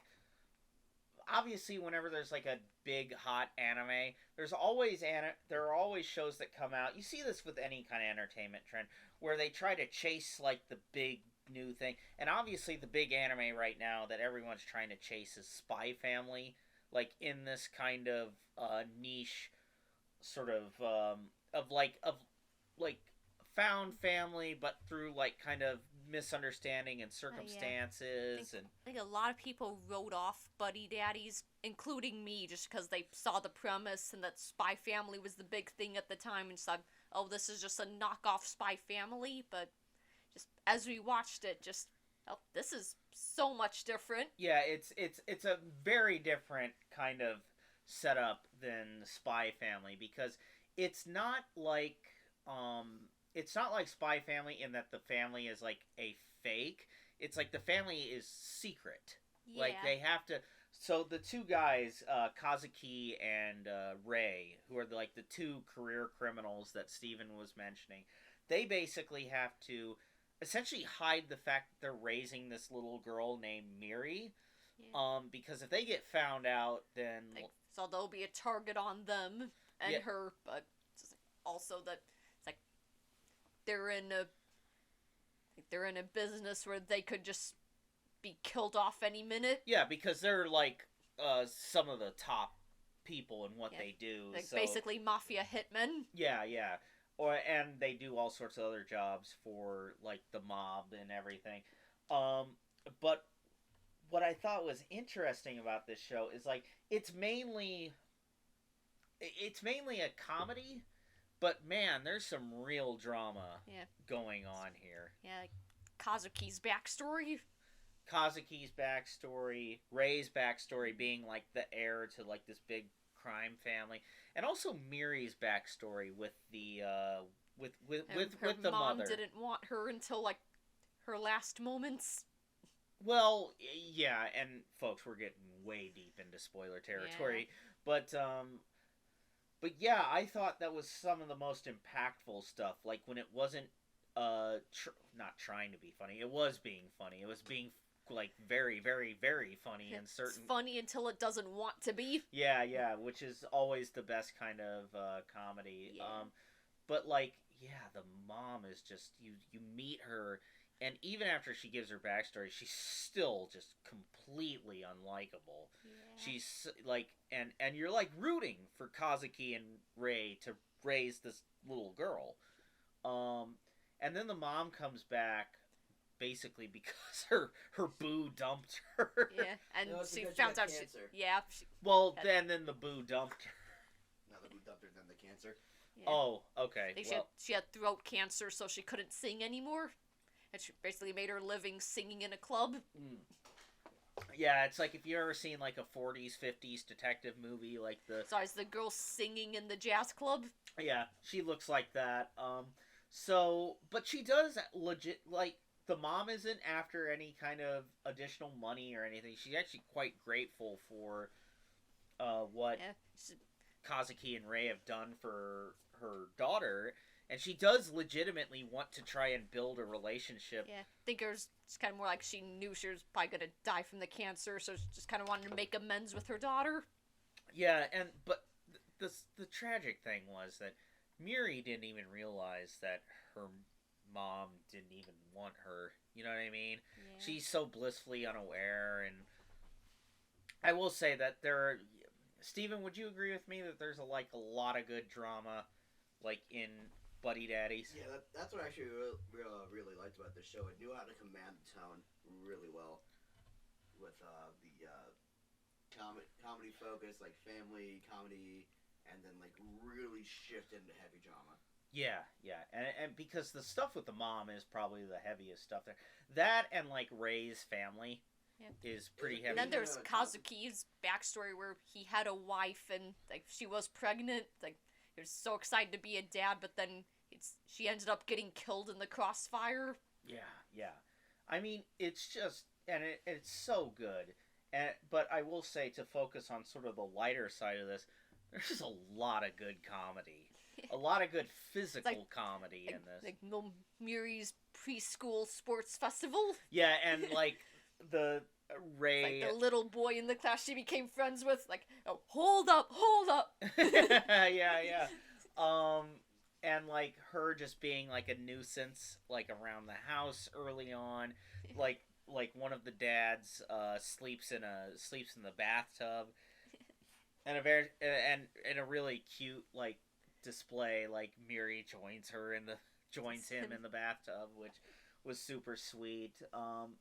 But yeah, I really understand why because when we were doing our readout of the different shows for the Anime Awards, Buddy Daddies pops up a couple of like more I than a think couple it of was times. Best Original and Must Protect character, which it actually won Best Original. Yeah, it actually did win, which we'll talk about our thoughts on the Maybe if we have time later, yeah, depending yeah. how long this goes. Yeah, definitely. But yeah, I'll say that I was really, really impressed with Buddy Daddies, and the time skip that Steven sort of mentioned earlier is like the vast majority of this show takes place over the course of 1 year, but there is an epilogue like during the last episode where they jump. I'd say, oh man, maybe 7 years. It's to when Miri starts high school. It's basically, and they show that they are a well-adjusted family, uh, raising this little girl, which was really nice to see. It's a very it's just a really good show. I don't want to speak for these guys, but especially Steven because it was his pick. But yeah, definitely, I highly recommend the show. I do like the resolution on Christmas Day. Oh yeah, That was great. that was a good fight. That's the other thing. The action in this is so well composed and choreographed, and it's violent too, like really violent. And It reminds me of like Die Hard with how the action goes. oh yeah, yeah, yeah. Like the one psychopathic hitman. Like basically, like you know who the Iceman was? Yes. Richard Kulkinski. He reminded me of him. So the Iceman gets like stabbed and blown up with a propane tank. Yeah, I know. He really had that shit coming, and that was all to go to Ray's dad to be like, "Fuck you! I'm not following in the family business anymore." It's like you're gonna be hunted for the rest of your life, and it's like, let him come. You've taught me well. But yeah, do you guys have any additional thoughts on Buddy Daddies that you want to? This was a one that I was deliberating on how we were gonna do it because originally I wanted to show the Persona 5 Valentine's Day special because that would have been funny, but then I would have to show Wade and Heather Persona 5, and the animation is the fastest way to do it, but that's like 2 weeks of like 14 episodes of Pop. So I didn't have that time, so I was looking for one to do, and I just landed on this one saying, I heard the Anime Awards like 18 different times, might as well see what it's about. Yeah. And very, very well worth the time. So, Steven, what is your rate for S tier? Hannah? Yeah, I'll say S tier too. I gave it an S tier. The second, like, basically the curtain was down. It was so good. Good job on your second Valentine. The second Valentine's pick, I'm like, I might as well go with this one. You know what? Valentine's is a good month to just find some prestige stuff to put on your record. And then so who went? Oh, the next pick that we did was Heather's pick. Who we should really get her to join this podcast, but she's very shy, so it's like, what are we gonna do? Anyway, so the next show that we watched was Endo and Kobayashi live. Boy, what a funny show, and it's the result of a lot of the memes in our group right now. Yeah. Know that I made a mistake that our thumbnail for our golf recordings. That's where that comes from. Yeah. Because it was so, and when it popped up, all of us could not stop laughing. The room was just filled with laughter. But anyway, you're probably wondering what Endo and Kobayashi Live is about. So it's kind of a dual show. So you have these two high schoolers, Endo and Kobayashi, the titular characters, who are playing this visual novel that takes place in like a fantasy anime kingdom. Basically, it's kind of Disney-esque, handsome princesses, all that stuff. And then it turns out like that the characters are like sentient in the game, and so the girl, the high school girl on the outside, really ships the two main fairy tale characters, Prince Zig and Princess Lisolette, together, And so that's basically like kind of the crux of this show is that it's basically this high school couple, quote unquote, because they're not a couple at the beginning, but guess what? At the end, they are trying to get basically their trying to get her fanfic pairing to happen, and it's a really cute and funny show. Um, Hannah, Steven, do you have any thoughts on the show? What I'm thinking about this show on this one is I couldn't really follow it because of like I was apprehensive to it because I'm kind of like every time I see like a show that has a story over here and a story over here, kind of going parallel. Mm-hmm. I've seen a lot of bad shows that do that route. Yeah. Like, a lot. So I'm like, okay, this one could be maybe okay, maybe fine. I'm not sure how this is gonna go. And then it worked. So congratulations. I wasn't expecting. We've already hit the spoiler tag in it anyway. Wasn't expecting a little Adam and Eve pop up at the end there, but that happened. That was bizarre. You see that? Also, like Tomori Kusunoki voicing the main girl. Lizolette. Yep. Oh yeah, who is the voice of Setsuna from Love Live Nijigasaki. Hannah, what did you think of the? I mean, yeah, kind of like Steven, I'm kind of apprehensive to shows like this, but I really liked it. Okay. Yeah, I mean, apparently the manga, because this is, like most anime started as a manga, has a lot of really funny frames in it, like the I made a mistake frame. And yeah, the thing that I really liked about this show was the chemistry between Prince Zig and Princess Lizolette, because they're a very cute, dynamic couple together, and it's like you want to see them like be in love, but you know that the mechanics of this game it's kind of like the systems game is literally gamed against them. But it's fun to watch them like the interaction where like Zig initially thinks that he's like talking to God.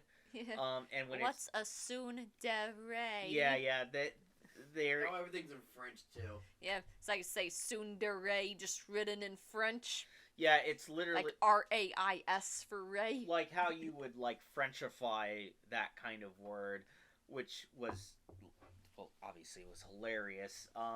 But the thing is, yeah, the comedy's really good throughout it. I'll say that I didn't really understand like kind of the ending of it, where it's like, so this video game world is real. It's not. It's. Oh yeah, that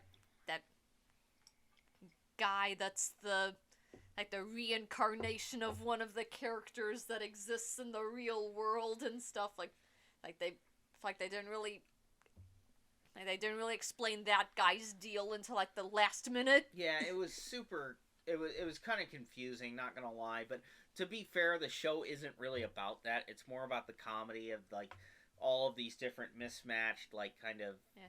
And comedy shows try to throw in a serious plot at the very last minute. Yeah, and I mean, we're no stranger to that. I mean, but... one of the shows we just finished watching kind of did that the last 2 episodes. Yeah, and it wasn't as confusing, but it was kind of annoying to see. Yeah. It's always annoying to see it. But I'll say this, while the ending I wasn't too thrilled, but like the very like the story ending, I will say the epilogue ending, where Zig and Lizolette get married, and Endo and Kobayashi get to go to the wedding. Yeah. That was so cool, because it's like the two girls are just hugging and crying, and the two guys are just kind of like smiling at each other like, hey, what's up? Like,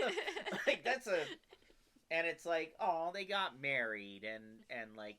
Endo and Kobayashi are probably gonna get together. Yeah, and they're dating in the real world. And, like, it's funny because in the, like, with this game, like, Zig is supposed to end up with, like, this short, like, red-haired girl, but but ends up getting with the cousin, or she just is fine on her own. yeah, It's like she's just totally in support of the main, like, Zegan slut. yeah, which is so funny and so cute.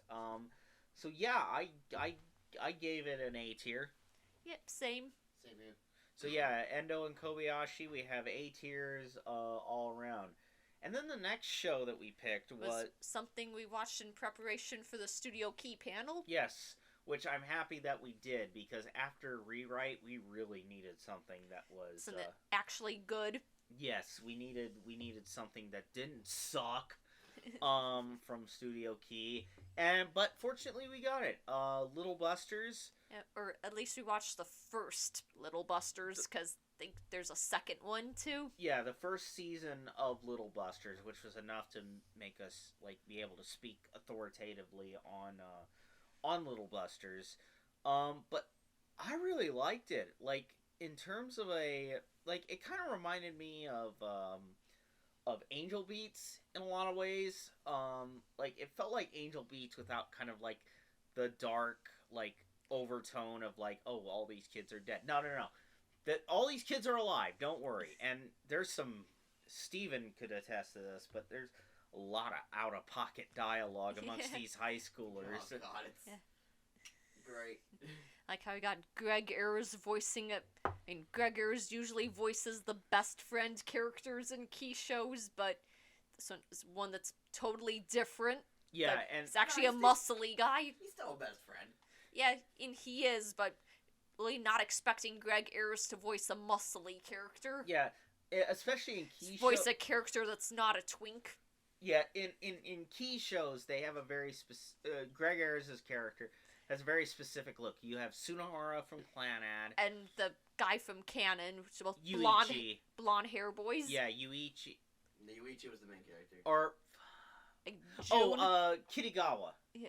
Yeah, Kitagawa. Yeah, Kitagawa, I'm sorry. It's like both short, blonde hair boys. Yeah, and then you have Naoe from Angel Beats. Who's just a simp for the main guy, Otonashi. Yes. Like, after Otonashi defeats him in battle, he's just basically his dog that follows him around. Yeah. Like, I'll do anything for you, Otonashi. which was pretty hilarious. But yeah, I really well, because it was my pick, I suppose I'll go last. But what did you guys think of Little Busters? I guess I'll say at the top that intro was really good. Yeah, the OP's great. Yeah. OP is And, really good. Hearing about this one is the anime is really good. I really like the Ritz Creative Baseball team with all the traumatized past of everyone. Yeah. And there was some really good like side stories, like the different characters we go through different characters like backstories. How apparently the little Russian girl is so popular that she got her own spin-off video game. Oh. Named Kud Wafter. Yeah. Oh yeah, Which yeah. We I were think... talking about that at the key panel. I don't know if that got its own anime or if it's just a video game. I didn't see anything related, but then again, I wasn't really looking for it. Yeah. That's the thing about like key shows is that like. I mean, and that little Russian girl's backstory was just confusing. Yeah, that wasn't one of my favorite ones. Not gonna lie. Like apparently it's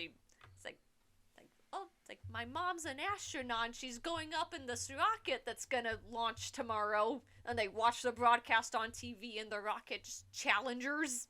Yeah, so, it explodes. Yeah, so she goes back to her home country and then gets kidnapped by terrorists. Yeah, it's not even like her home country. It's like an island where a bunch of people from her home country have settled. Yeah. And then just eventually it turns out it's like, oh, your mom's still alive. Just they found out there was something wrong with the rocket, so nobody got on it. Yeah, they essentially bailed out. They bailed out of it right at the last at the last second. But I will say that of the characters, Komari and Haruka's backstories I really like. So Haruka was the twin girl. Oh yeah. Yeah, that was probably the best story in there because it's like they're twins, and Haruka was raised in like a family that's like pretty like kind of free and open, but like the other twin was raised by like this crime family, and like the daughter's um like kind of a screw up, like, and you know what I mean, like they hate each other because one's so abusive, the other one is basically, because she can't control her behavior, is getting abused at home. And it's a pretty impactful story. I'm not doing a good job of describing it well, but it is a really, really good, like, impactful side story, at least as how I see it. And then Komari is the girl who like isn't able to process like grief trauma very well, and like she has a grandfather who doesn't want to see her because she doesn't want to spark her trauma again. That was really good. Basically everything that is happening. The main character Riki is like trying to like figure out everyone's trauma, which is kind of a holdover from the game. Yeah, the game where they have like more sex scenes than talking scenes, apparently. Oh yeah, apparently when I was just skimming the Wikipedia page of this, just as we were watching it, just to get some more details. And yeah, apparently the Wikipedia points out that this show is the video game for it has a lot of fan service and sex scenes, like even more so than most key video games. Right. I let the horny out somewhere. Which I just hate that the protagonist is the little boy of the group. Yeah. Yeah, just like, if you're gonna have a really, really horny game, why would you choose that character of the group to be your protagonist? Speaking of which, can we talk about the intro sequence where what's his face talks about how he met the group and how they just firebombed the Musclehead? Oh, that was so funny. It's like they go to take care of a hornet's nest, and like does like the main muscle boy just cover himself in honey and just go get all of the wasps after him, and then the other character just sets him on fire once all the bees are on him. Yeah. I mean, that was so hilarious. That's the thing. It's probably like one of the funniest Key shows that we've seen. Like, and the thing is, Key shows are always funny to a certain extent. Like, there's always a lot of good comedy, like especially in the good ones. But yeah, and then they'll balance it out with sort of the trauma and the other stuff. Yeah, but I'm wondering if we watch season 2 of that, if the season 2 is going to be like the after story where just it's like so much more traumas. Yeah.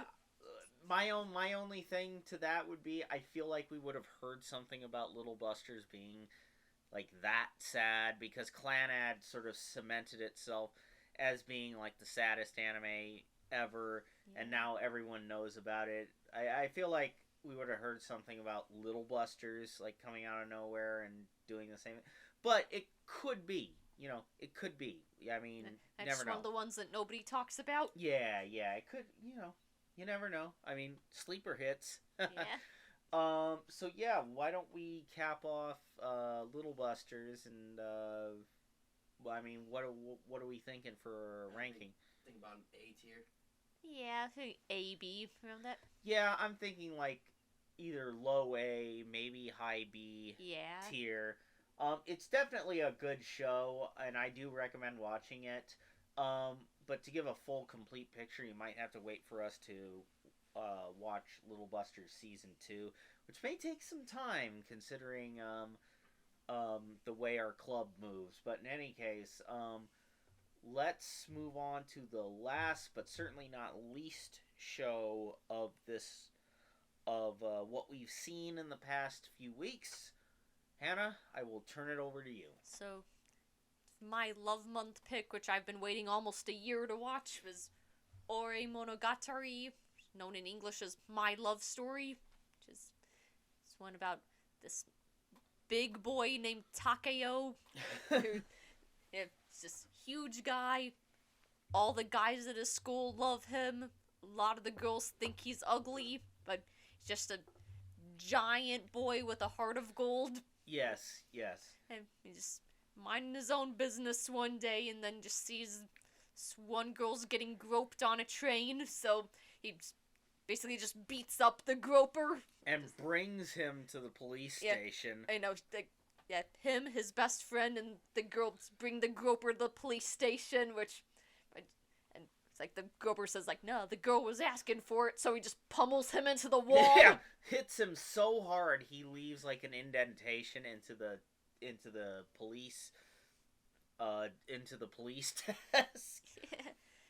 It's then later the girl comes to Takeo's house, and like eventually she ends up confessing to him, and they end up dating, and it's just a wholesome story of just this big unit of a boy and this sweet small girl just being in love. Yeah, and they're both kind of dumb. Yeah, like it's just two idiots in love, and then Takeo's best friend Suna, that's just kind of there. Yeah. Like, he just brings him along to everything. Yeah, which is both sweet but also really funny because Suna's like, why am I here? yeah, he's not even like bitching about, oh god, I wish I didn't have to be here.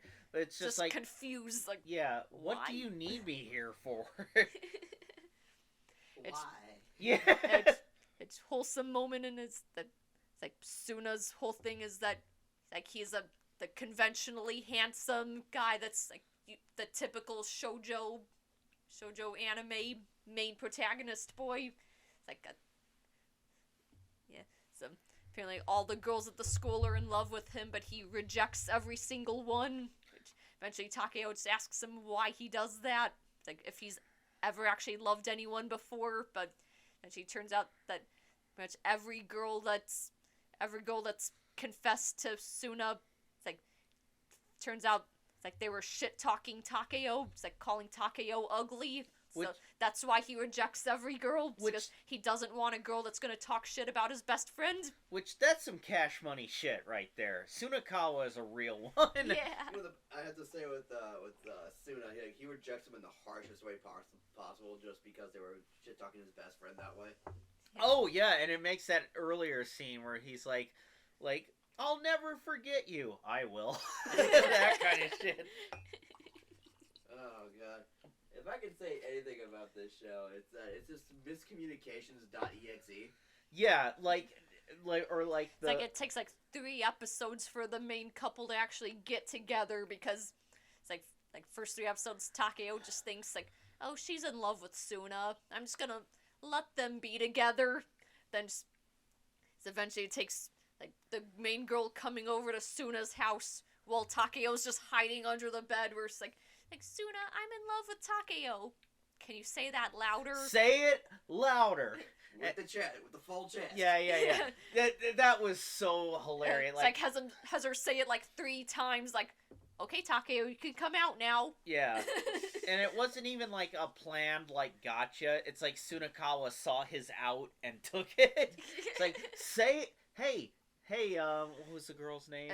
Rinko. Yeah, Rinko. Hey, Rinko, say it louder. Say it again and louder. Say it like you're addressing a stadium right now. Profess it. Say it louder so I can get out of these weird situations.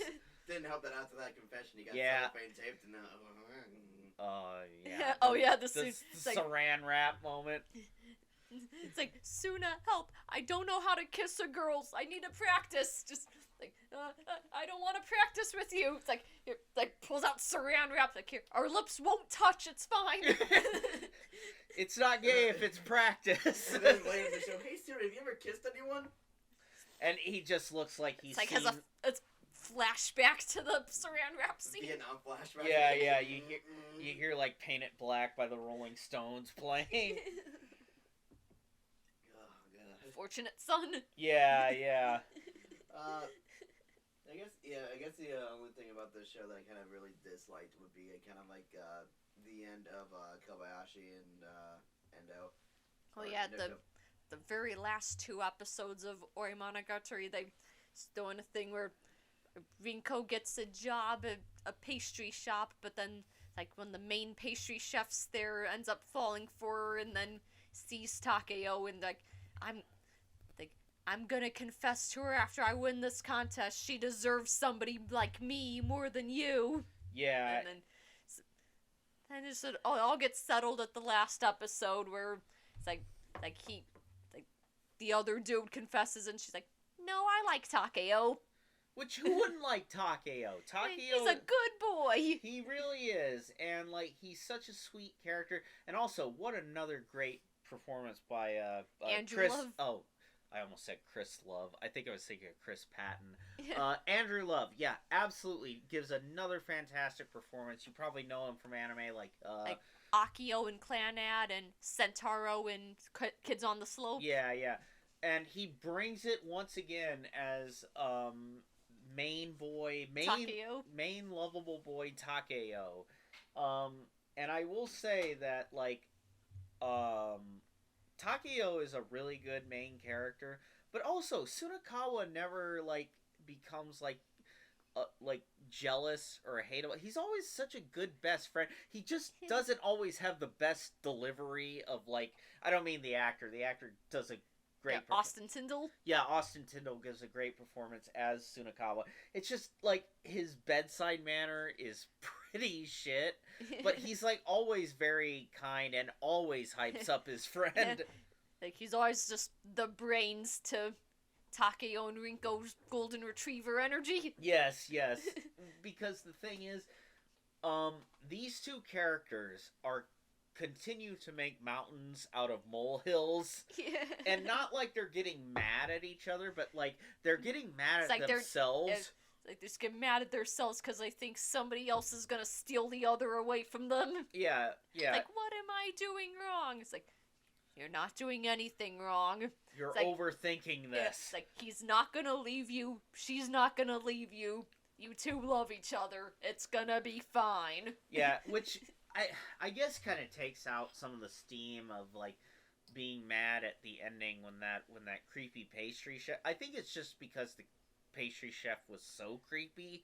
Yeah, it's like said he was in his 20s. Like yeah, said he that's was 20 already and like the main girls like.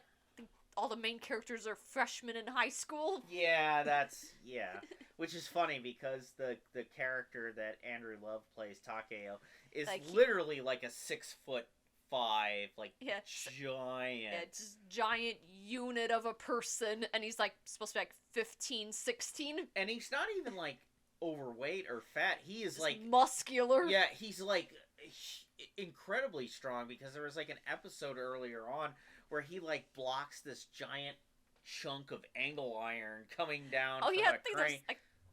one of the first episodes, like them actually might have actually been like the second episode actually, where it's like the main girl's about to walk home and then she's walking past the construction site and then one of the beams just falls down. Yeah, and like that was a pretty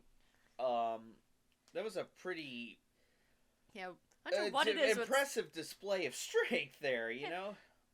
Yeah, it's like 2 episodes where Takeo is just saving just like a real superhero. Where it's like that scene, and then like the one where Takeo meets Rinko's friends. Like 2 of the friends leave to just talk shit about him, and then the building catches on fire. So yeah, it's like he runs back into the building to go save them. And here's the thing, like, there's never any bullshit like indecision from Rinko or Takeo about whether or not they love the other. It's like it's always like they're like, so in love with each other. Like every single episode, like multiple times, there's seeing like Rinko says something, and then Takeo's internal monologue immediately is just, "I love her so much." Yes, and it's really cute to hear, but it also is like it puts away any of the stupid. Because I fucking hate love triangles. I'm sorry. I get some people like might like some the dynamic. Some people like the drama, but no, we don't. We for the most part we don't. And I'm like as a show, it's really good in the way that it handles like all of these different dynamics and how it. It's like you as the audience that just watching their internal monologues alone, you have no doubt that even with the whole pastry chef thing, like, you just know Rinko's not gonna go for him. Yeah, like, especially at the end It's like, there. it's more just waiting for the anticipation of him asking her and her rejecting him. I will say, I kind of would have liked to have seen more development between Sunakawa and That one girl. Yui, or what was her name? Koichi, or I can look it up, but it's the white-haired girl that appears near the end. There's a white-haired girl that Sunakawa is spending time with. And like, she appears at one point and just apparently she's been writing him like anonymous love letters, and yeah, it's like they knew each other in preschool. Yeah, and they're trying to get they're trying to get Yukika. Yeah, Yukika. I would have liked to have seen more with that relationship done, because I think that would have led to an interesting, like, kind of arc for Sunakawa, at the very least. But as is, it's a really cute show. I wish Steven was here so he could give kind of more of his thoughts on this. But yeah. Oh, there you are. Sorry. You okay? Yeah, take care of bathroom stuff. It's all good. We all good. Anyway. So we were just talking more about Ori Monogatari.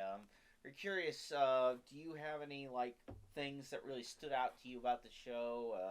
We're sort of going over kind of a little bit of everything, but if you have anything that you want to like mention. Takeo's a brick house. Takeo is a brick house. He is a man smelted by the gods, but made face dumb. with the most perfect dick sucking lips I've ever seen on a man. Oh Jesus! Okay, they look like hot dogs. Imagine getting a kiss from that guy. Imagine being Suna, being the practice doll. Oh yeah, you get the kiss. Armor hot dog. Armor hot dogs. My hot dog has a first name. It's Takeo. Also, can I just say how I really like everywhere you see that family, the Goda family name, they always have like 2 exclamation points. Yes, including in the hospital. In the hospital bed. Yeah, there's a whole arc where Takeo's mom gives birth. Takeo's mom's pregnant at the beginning of the story, and then kind of like, like the middle, near the end, she gives birth to Takeo's little sister. And then it's like, even in the hospital room, it's like Yukiko Goda. yeah, they exclamation point the which is funny because the mom looks like kind of the stereotypical like almost Brooklyn mom from like the 70s. Has like permed hair. Yeah, permed hair and everything. The dad is just literally Elvis. He's literally just Elvis. Our first date was taking her golfing. Yeah. Which Also, was based. Like how at the beginning, like one of the near first episodes, like one of the first times you see Takeo's mom, and like Takeo's like, "You okay, Mom? You need any help?" And it's like, "No, I don't need any help. When I was pregnant with you, I carried another woman into the delivery room while I was in labor." Yeah, the mom. Yeah, apparently the mom's backstory is that she used to be a professional wrestler. Yeah, and you could definitely see that because she is super strong. Like, that's where Takeo gets his toughness from. Yeah, which is cool. Gets it from his mama. Yeah, and the dad just sounds like Elvis. And I do like I wish we got more with the dad just because I kind of like the Elvis voice. I wonder if Andrew Love did that voice too. I have no idea, but yeah. Speaking of panels, I might add Andrew Love as one of my favorite voice dub actors because everything he's ever been in, I have absolutely just adored, and I've adored his character, like Akio being like the best anime dad ever. In Clannad, but with Ori Monogatari, yeah, I mean, unless anyone has any other thoughts that they want to add about Oh, I just looked up the voice cast. Apparently, it was Josh Morrison does Goda's dad. So this, I'll look up what else he's been in. watch this. It's like Las Vegas. He's like one of the Elvis impersonators. But yeah, I guess we can sort of square the circle on Ori Monogatari, unless you have other things that you want to talk about. Very cute, very lovely, very funny anime romantic comedy. I give it a solid A tier. Yeah, that's an A tier. Yeah, A tier too. Very light, fluffy, cute show. Yeah, very very good pick on the part of Yeah, Hannah. He's been in some other that Josh Morrison. He's been in shows we've seen, but no really recognizable characters. Okay. Like here's Kondo in Ya Boy Kung Ming, Ooh. Acer in Vinland Saga. This guy who looks like He-Man. Oh yeah, yeah. So, I mean, gave a good performance. Especially gave a good like kind of Elvis inflection to that to the dad character, which is so funny to me. But yeah, I guess we'll square the circle on the anime roundup, and then we'll I guess we'll give our thoughts on the anime awards, and then we'll call it. Yep. Sure. So Here, I got the winners pulled up. okay, Hey, well, what time are we at now? 206. Okay. So we can just kind of make this quick, like, I not delve too off topic. Like saying if announcing when to say if we called it or not. Yeah. So Okay, so for Anime of the Year 2024, we had Jujutsu Kaisen Season 2 was the winner. One Piece fans are coping hard. yeah, and I'll say this: you're gonna hear Jujutsu Kaisen and Demon Slayer a lot. The entire comment section of this winners list is just angry Vinland Saga fans because Vinland Saga got nothing. I need to go to the bathroom, but I have thoughts. I will be back. So, do we just want to talk about Anime of the Year while Wade's in the bathroom? Yeah. What were the runner-ups for again? The other nominees were Bochi, Chainsaw Man, Demon Slayer, Swordsmith Village, and Oshinoko and Vinland Saga Season 2. Yeah, I have to say, I know season 2. I mean, usually season 2s or stuff for the year. You have to go through people like, let's say, how Spider-Man Across the Spider-Verse didn't win anything, but what won the best movie? That was again. What was Miyazaki's for best Oh, animated? Boy and the Heron. Boy and the Heron. The reason why people got really pissed off that the second Spider-Man movie didn't win anything is because that movie requires people to actually know what the hell's going on the outside. But Boy and the Heron's like, oh yeah, I know what's going on. However, in the anime world, this is completely fucking opposite. Where if you have like only one season, people are still gonna be confused, like Bochi or Chainsaw Man. What award are we talking about? We're still talking about anime. We didn't move on while you were in the bathroom. Okay. But Jujutsu Kaisen season 2, keeping everyone's head in the hearts that this is Crunchyroll's basically most popular anime. Yeah, I mean, my thing is that, I mostly follow idol stuff because I'm a Love Live fan, so honestly, I was kind of expecting Oshinoko to win, but, I was hoping for a Bochi sweep, but deep in my heart, I knew it wouldn't happen. And I'll say that I love more of the grimdark stuff, like Attack on Titan, Vinland Saga. So I won't say that I'm really disheartened by. Cope. I'm not coping. I'm just saying. Are you seething? No, honestly, not. I'm just joking around. I know, but it's like, but personally, not only am I not mad that there was a Jujutsu Kaisen Demon Slayer sweep, I'm also 100% not surprised. Those two shows right now are so huge that it was like any other show was fighting uphill to try and beat back Demon Slayer and Jujutsu Kaisen. Yeah, the only bits I've seen of Jujutsu Kaisen were like the first 2 or 3 episodes of season 1 back in like 2021, and I thought they were pretty cool. It was pretty good then. Yeah. I'm caught up. It's good. I was. I would say it kind of deserves its place, but with how many people voted for it and how many, I mean, I'm not sure if we ever get. I don't think they ever released numbers for this, but I'm pretty sure it's probably a wide margin between anywhere else. Yeah. Oh yeah. Also, I never saw the Anime Awards, and I don't listen to Megan Thee Stallion's music, but I like how she dressed as Bucciarati from JoJo for the Anime Awards. Yeah, that was cool. I like. I love any JoJo fan. Yeah, Megan Thee Stallion's cool. Like Yeah. the fact that she loves anime. Yeah. That earns me. We need more weeb celebrities. Yeah, that puts a point in my book. Yeah. So for best continuing anime series, we had One Piece winning, of course. Which- Of course. Which was interesting for me because it's like I thought for sure that Demon Slayer was gonna take this one. Yeah, Demon Slayer was gonna take Apparently, this this last year was a big year for One Piece. one. I know it was a big year for One They Piece. didn't hit the 1,000 episode mark. No, it is 1,000 episode mark a while ago. Was that 2022? I think. Yeah, Well, and I don't even know where One Piece is anymore. Yeah, I mean, I don't. And I wouldn't even know Yeah, how to I've try. never watched and- One Piece. I mean, I hear nothing but good things, and I am sure because I'm such a big fan of like pirates and adventure story. I am certain that I would love the hell out of Yeah, the show. but It's funny just enough, so goddamn long. you know, my best friend Sarah, which you guys have met before, Oh, yeah.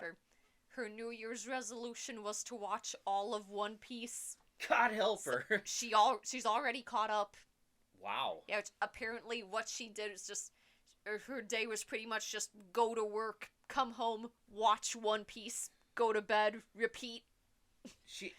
Sarah's got more fortitude than I do. I because- mean, I know people have made a website called One Pace where they have Cut out the filler. Yes, Yeah, I think that's what she did. I think she cut out the filler.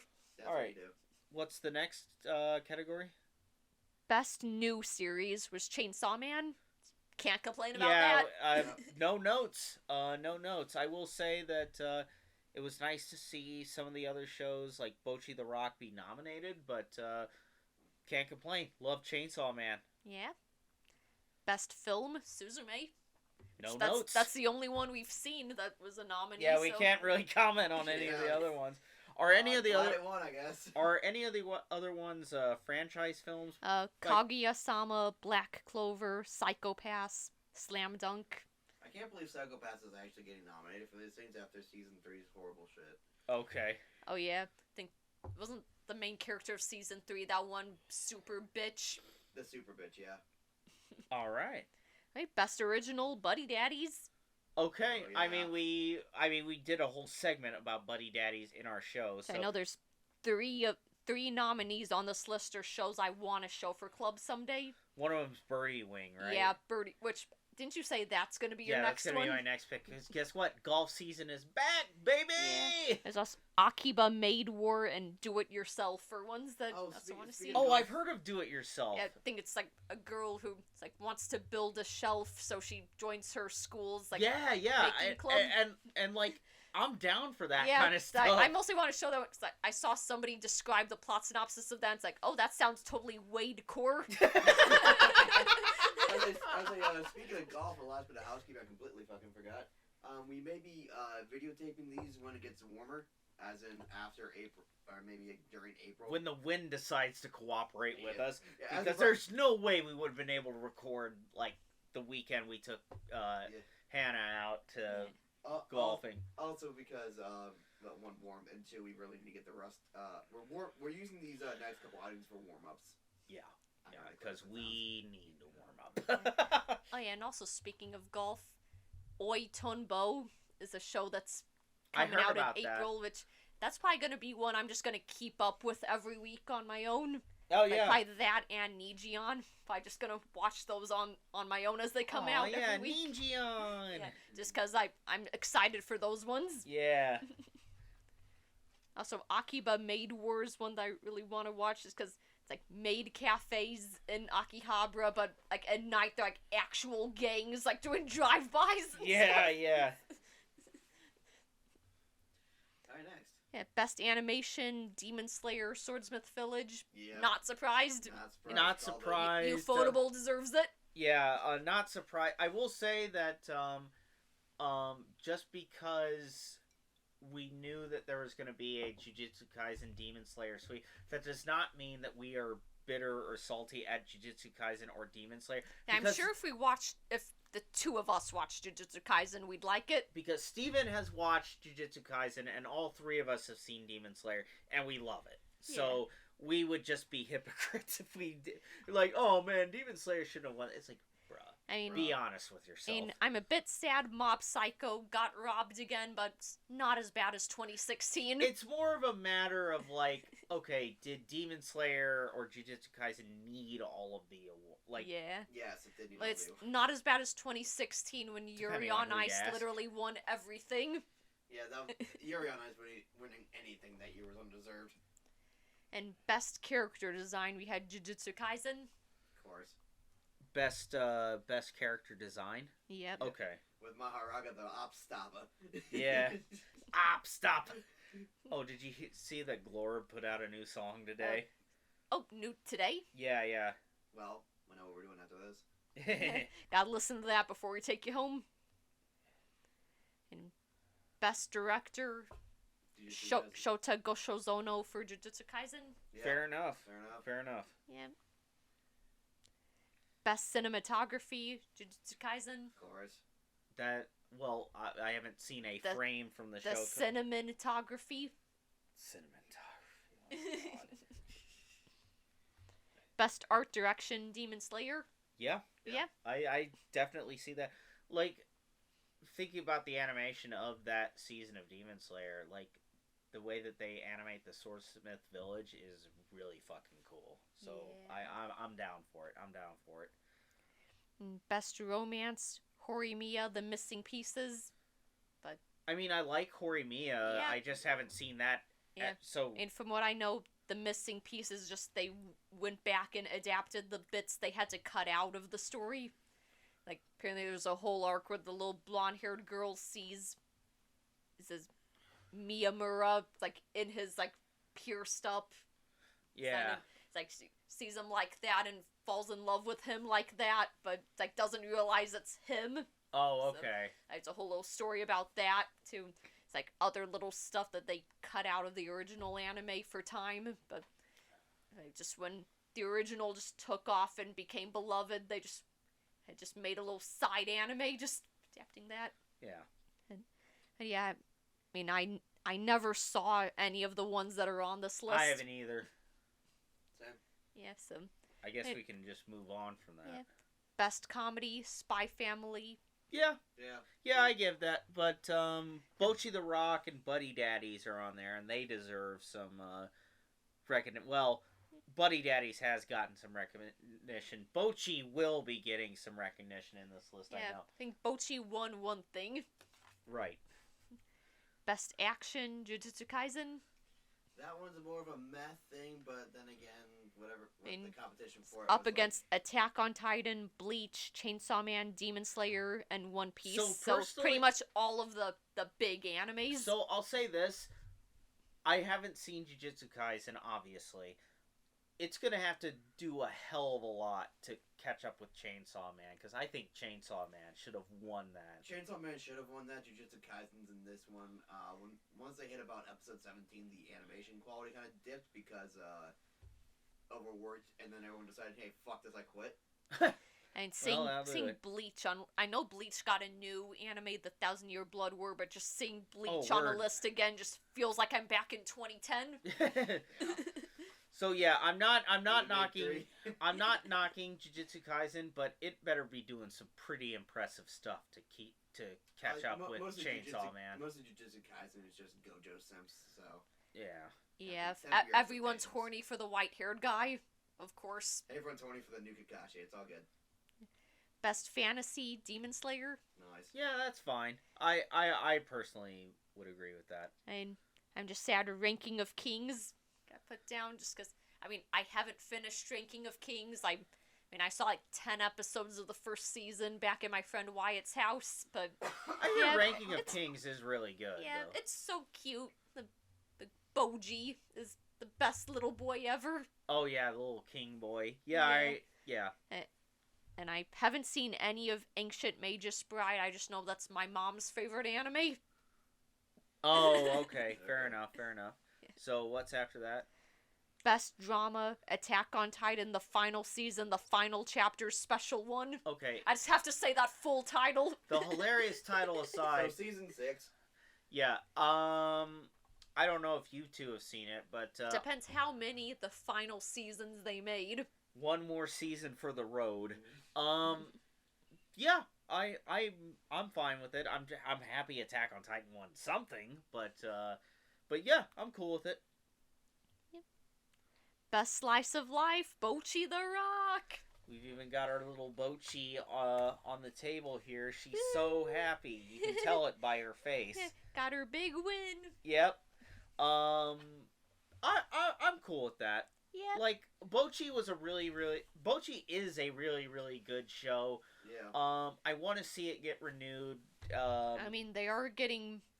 Albeit it's recap movies, but the movie is airing in Japan right now. I Okay. think. So Either it's airing right now or they're still doing promos for it, but so they could probably build up some momentum. Definitely want a second season. Really want the Kikuri spinoff. yeah, I want that to get adapted. Yeah, the Kikuri spinoff would be a lot of fun. What else was? I mean, I just love for the Kikuri spinoff to be like a behind the music episode, but with that band. Yeah, or like this is Spinal Tap Yeah. with Kikuri. So what else was nominated? Just real quick. Oh, anything that Bochi. we've seen? Do It Yourself, Horimiya the Missing Pieces, Insomniacs After School, My Love Story with Yamada Kun at Level 999, and Skippin' Loafer. So Oh, other no. than those last two, I'm aware of the Yeah. other ones. Yeah, I've heard of Insomniacs After School and Skippin' Loafer. I've heard people say those ones are really good. Okay. Yeah, I haven't seen any of them, but I've heard they're good. So yeah, I'm perfectly content with Bochi winning. I think Bochi should have won some other stuff on this list, but we'll get to that when we Yeah. cross it. Yeah. Best main character, Monkey D. Luffy from One Piece. That was out of left field, honestly. I thought some people were going to go like Denji or... I thought Denji could have Well, there were clinched it, no Jujutsu Kaisen characters nominated Yeah, that's actually. why he won. but The then other what? the other nominees were Bochi, Denji, Eren, Mob, and Thorfinn. Yeah. Other than Mob, I'm familiar with all those characters, and yeah, that would have And been a I'm toss up familiar for with me. Mob, autism icon. um. He's autism and autism. Oh, like your girl here. Rina. Yep. So yeah, having not really seen a lot of One Piece, but respecting it and wanting to get into it at some point, yeah, I'll just leave it lie. I would have thought Denji would have taken it, but as is, Luffy is a Titan after, like, what, 30 years? yeah, Nearly 30? yeah. I think even the voice actress that voices Luffy in Japanese, which gave an interview saying that like she'll probably be dead before One Piece gets a conclusion. Fair enough. And best supporting character, Gojo from Jujutsu Kaisen. He has the two memes. I'm him and not I win. Eh, he's the one everybody's horny for. Yeah, he has the memes. He has the Simps. He's gonna win. Hey, he beat Reagan, the original internet sex symbol, From Mob Psycho, Oh, okay. blonde-haired con artist. So Beat out Reagan, Hanji Zoe, Kana. oh, that's bullshit. Kana Arima from Oshinoko, Power, and Suguru Geto from Jujutsu Oh, Kaisen that'd be- also. I'm sorry, folks. I'm just a big Hangazoe fan. I'm look. I'm sure am I saying that? Gojo. I'm sure Gojo is great, but like, Hanji's your girl. don't talk to me right now. Hanji's mid. Alright, must protect at all costs character, Anya. Yeah, I'm cool with that. That's fine. Yeah. I would like to say that I know that Miri from is she on there? Yeah, Miri Miri. from Buddy Daddies is on there as well, and she gave Anya a really good run for her money. Yeah. But I think that combined with like Anya being a great character and like Spy Family being such a juggernaut right now, it was pretty much predetermined. I mean, I saw Bochi was nominated for Must Protect at All Costs, which that's actually one I disagree with Bochi being nominated for because Bochi being in danger is hilarious. Bochi being in danger is hilarious. Yes, absolutely. It's the other nominees that we didn't bring up were Boji from Ranking of Kings, Pochita from Chainsaw Man, and Suletta Mercury from the New Gundam, which the one the lesbians are happy with. Okay. Well, let's move on. Right. Best anime song is the big meme song Idol by Yoasobi for Oshinoko. Okay. Well, at least Oshinoko won something for being Which- as nominated as they were. My only gripe is that Kickback didn't win. Yeah, I would have loved to Yeah. have seen Kickback win. And also, Seishun Complex was nominated too. The OP for Bochi. Yeah, that's a good one too. We should hash this out in your bracket. Yeah. Actually, the anime OP bracket that I'm doing on my Instagram story, Seishun Complex beat Gurenge.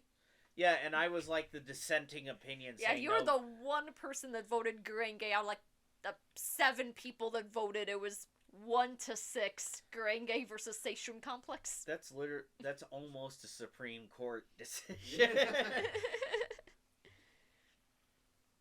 Best anime score, Attack on Titan. Yeah, I agree with that. Anytime Attack on Titan does a new season, they always really bring it with the music, and so I'm not really upset about that. I could have made a case for like Bocchi the Rock winning because Bocchi has such a very kind of like groove rock sort of soundtrack to it Yeah. that I would have been cool with that winning as well. But as it stands, I'm pleased that Attack on Titan won that. Now, best OP, Where Our Blue Is by Tatsuya Kitani from Jujutsu Kaisen. Which is a mistake to actually win. Let's see, what else was it? Kickback was nominated. Yeah, Kickback should have I definitely think taken this we're one. all voting for Kickback. Yeah, this one only won just because of the Jujutsu Kaisen nepotism. And I saw Kana Boone was nominated for Zom 100, which is... I'm weird. It's weird they got nominated considering Kana Boone just pretty much broke up because of a scandal. Okay. Oof. Yeah. But no, Kickback should have definitely won this one because it was Yeah, the better Kickback. It was the better OP of the choices. Oh yeah, and Kickback is such a good song that it should have gotten something. I'm surprised Idol by Yoasobi didn't win this one. But Oh yeah. Yeah. Best anime song and best anime opening are just pretty much the same nominees for different categories. Right. All right. What else do we have? Best anime ending, Akari by Sakiyama for Jujutsu Kaisen. What were some of the other? Happiness of the Dead from Zom 100. The ending for Chainsaw Man, then Maximum the Hormone did. Man with a Mission's ending for Demon Slayer, and Mephisto by Queen Bee for Oshinoko. I mean, I like the. Sorry, I'm kind of drunk right No, now, so I it's can't okay. read all of the words. No, it's okay. I like the Demon Slayer and Chainsaw Man EDs. I mean, I love Man with a Mission. Man with Mission's good. Yeah. I know they were doing concerts across the states. I kind of wish I saw them live, but yeah. Well, I Yeah. mean, so Maybe they'll come back sometime. I'll let it ride with Jujutsu Kaisen. I mean, I like the two Yeah. OPs or the EDs from Chainsaw Man and Demon Slayer. The but... only Jujutsu Kaisen music I remember is the ending song of season 1, the one that the guys that did the Beastars opening did, the Lost in Paradise. Oh yeah. Like that one's a groovy one. Groovy. Moving on. Alright, best Japanese voice actor performance is Yuichi Nakamura for Gojo, which I can't even fault them on that because Yuichi Nakamura is a legend. Yeah. Yeah, definitely. Always good to see a legend get nominated, It's and if it go on to winning. yeah, all these are pretty good. Had Atsumi Tanizaki for Anya, which she's pretty much a legend in the making now, which She's done Anya. She's Frieren. She has a huge range. Yeah, you actually made a good case for the gal who plays Bochi from Bochi the Rock. Yoshino Aoyama. Yeah, because she can do things with her voice. Yeah, she did that scream just out of pocket. Yeah, just without any modulation, she just did it. It's like, okay, you think we need to have Bochi do a freak out here? She just did that scream. It's like, yo, what the fuck? Yeah, that was definitely cool, but I haven't... Which I can't wait to watch. My next pick for Anime Club is going to be the Wake Up Girls anime, which that's where she got her start as one of the characters from Wake Up Girls. Oh, that's right, you were mentioning that. So I'm excited to see just where she came from. Yeah, for sure, Where she started, where she's at now. Oh, yeah, definitely. Alright, and the last one to run this up for the English voice acting, because that's what we're at now. Okay. Best English performance is Ryan Colt Levy for Denji from Chainsaw Man. Based. Absolutely. That was the one I was hoping for. And he's like, is he a newer voice actor? I don't think he has any real big voice credits besides Denji. So, well, what a way to start. He has got a fantastic career to look ahead to. It's going up against some legends here.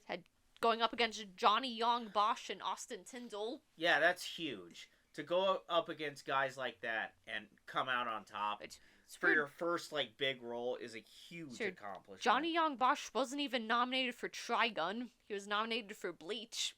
Yeah. Which that might have been where Johnny Young Bosch probably would have won if it wasn't for that, because I know the new Trigun has a huge fandom. Yeah, and I don't really agree with it because of what they did to my boy, but... Yeah, why'd they give our boy E-boy hair? Yeah. It's okay, Rooster Teeth is closed down, it's fine. Yeah. Never again. Anyway... And though Austin Tyndall got nominated for new Trigun, he was Knives in that adaptation. Oh, okay.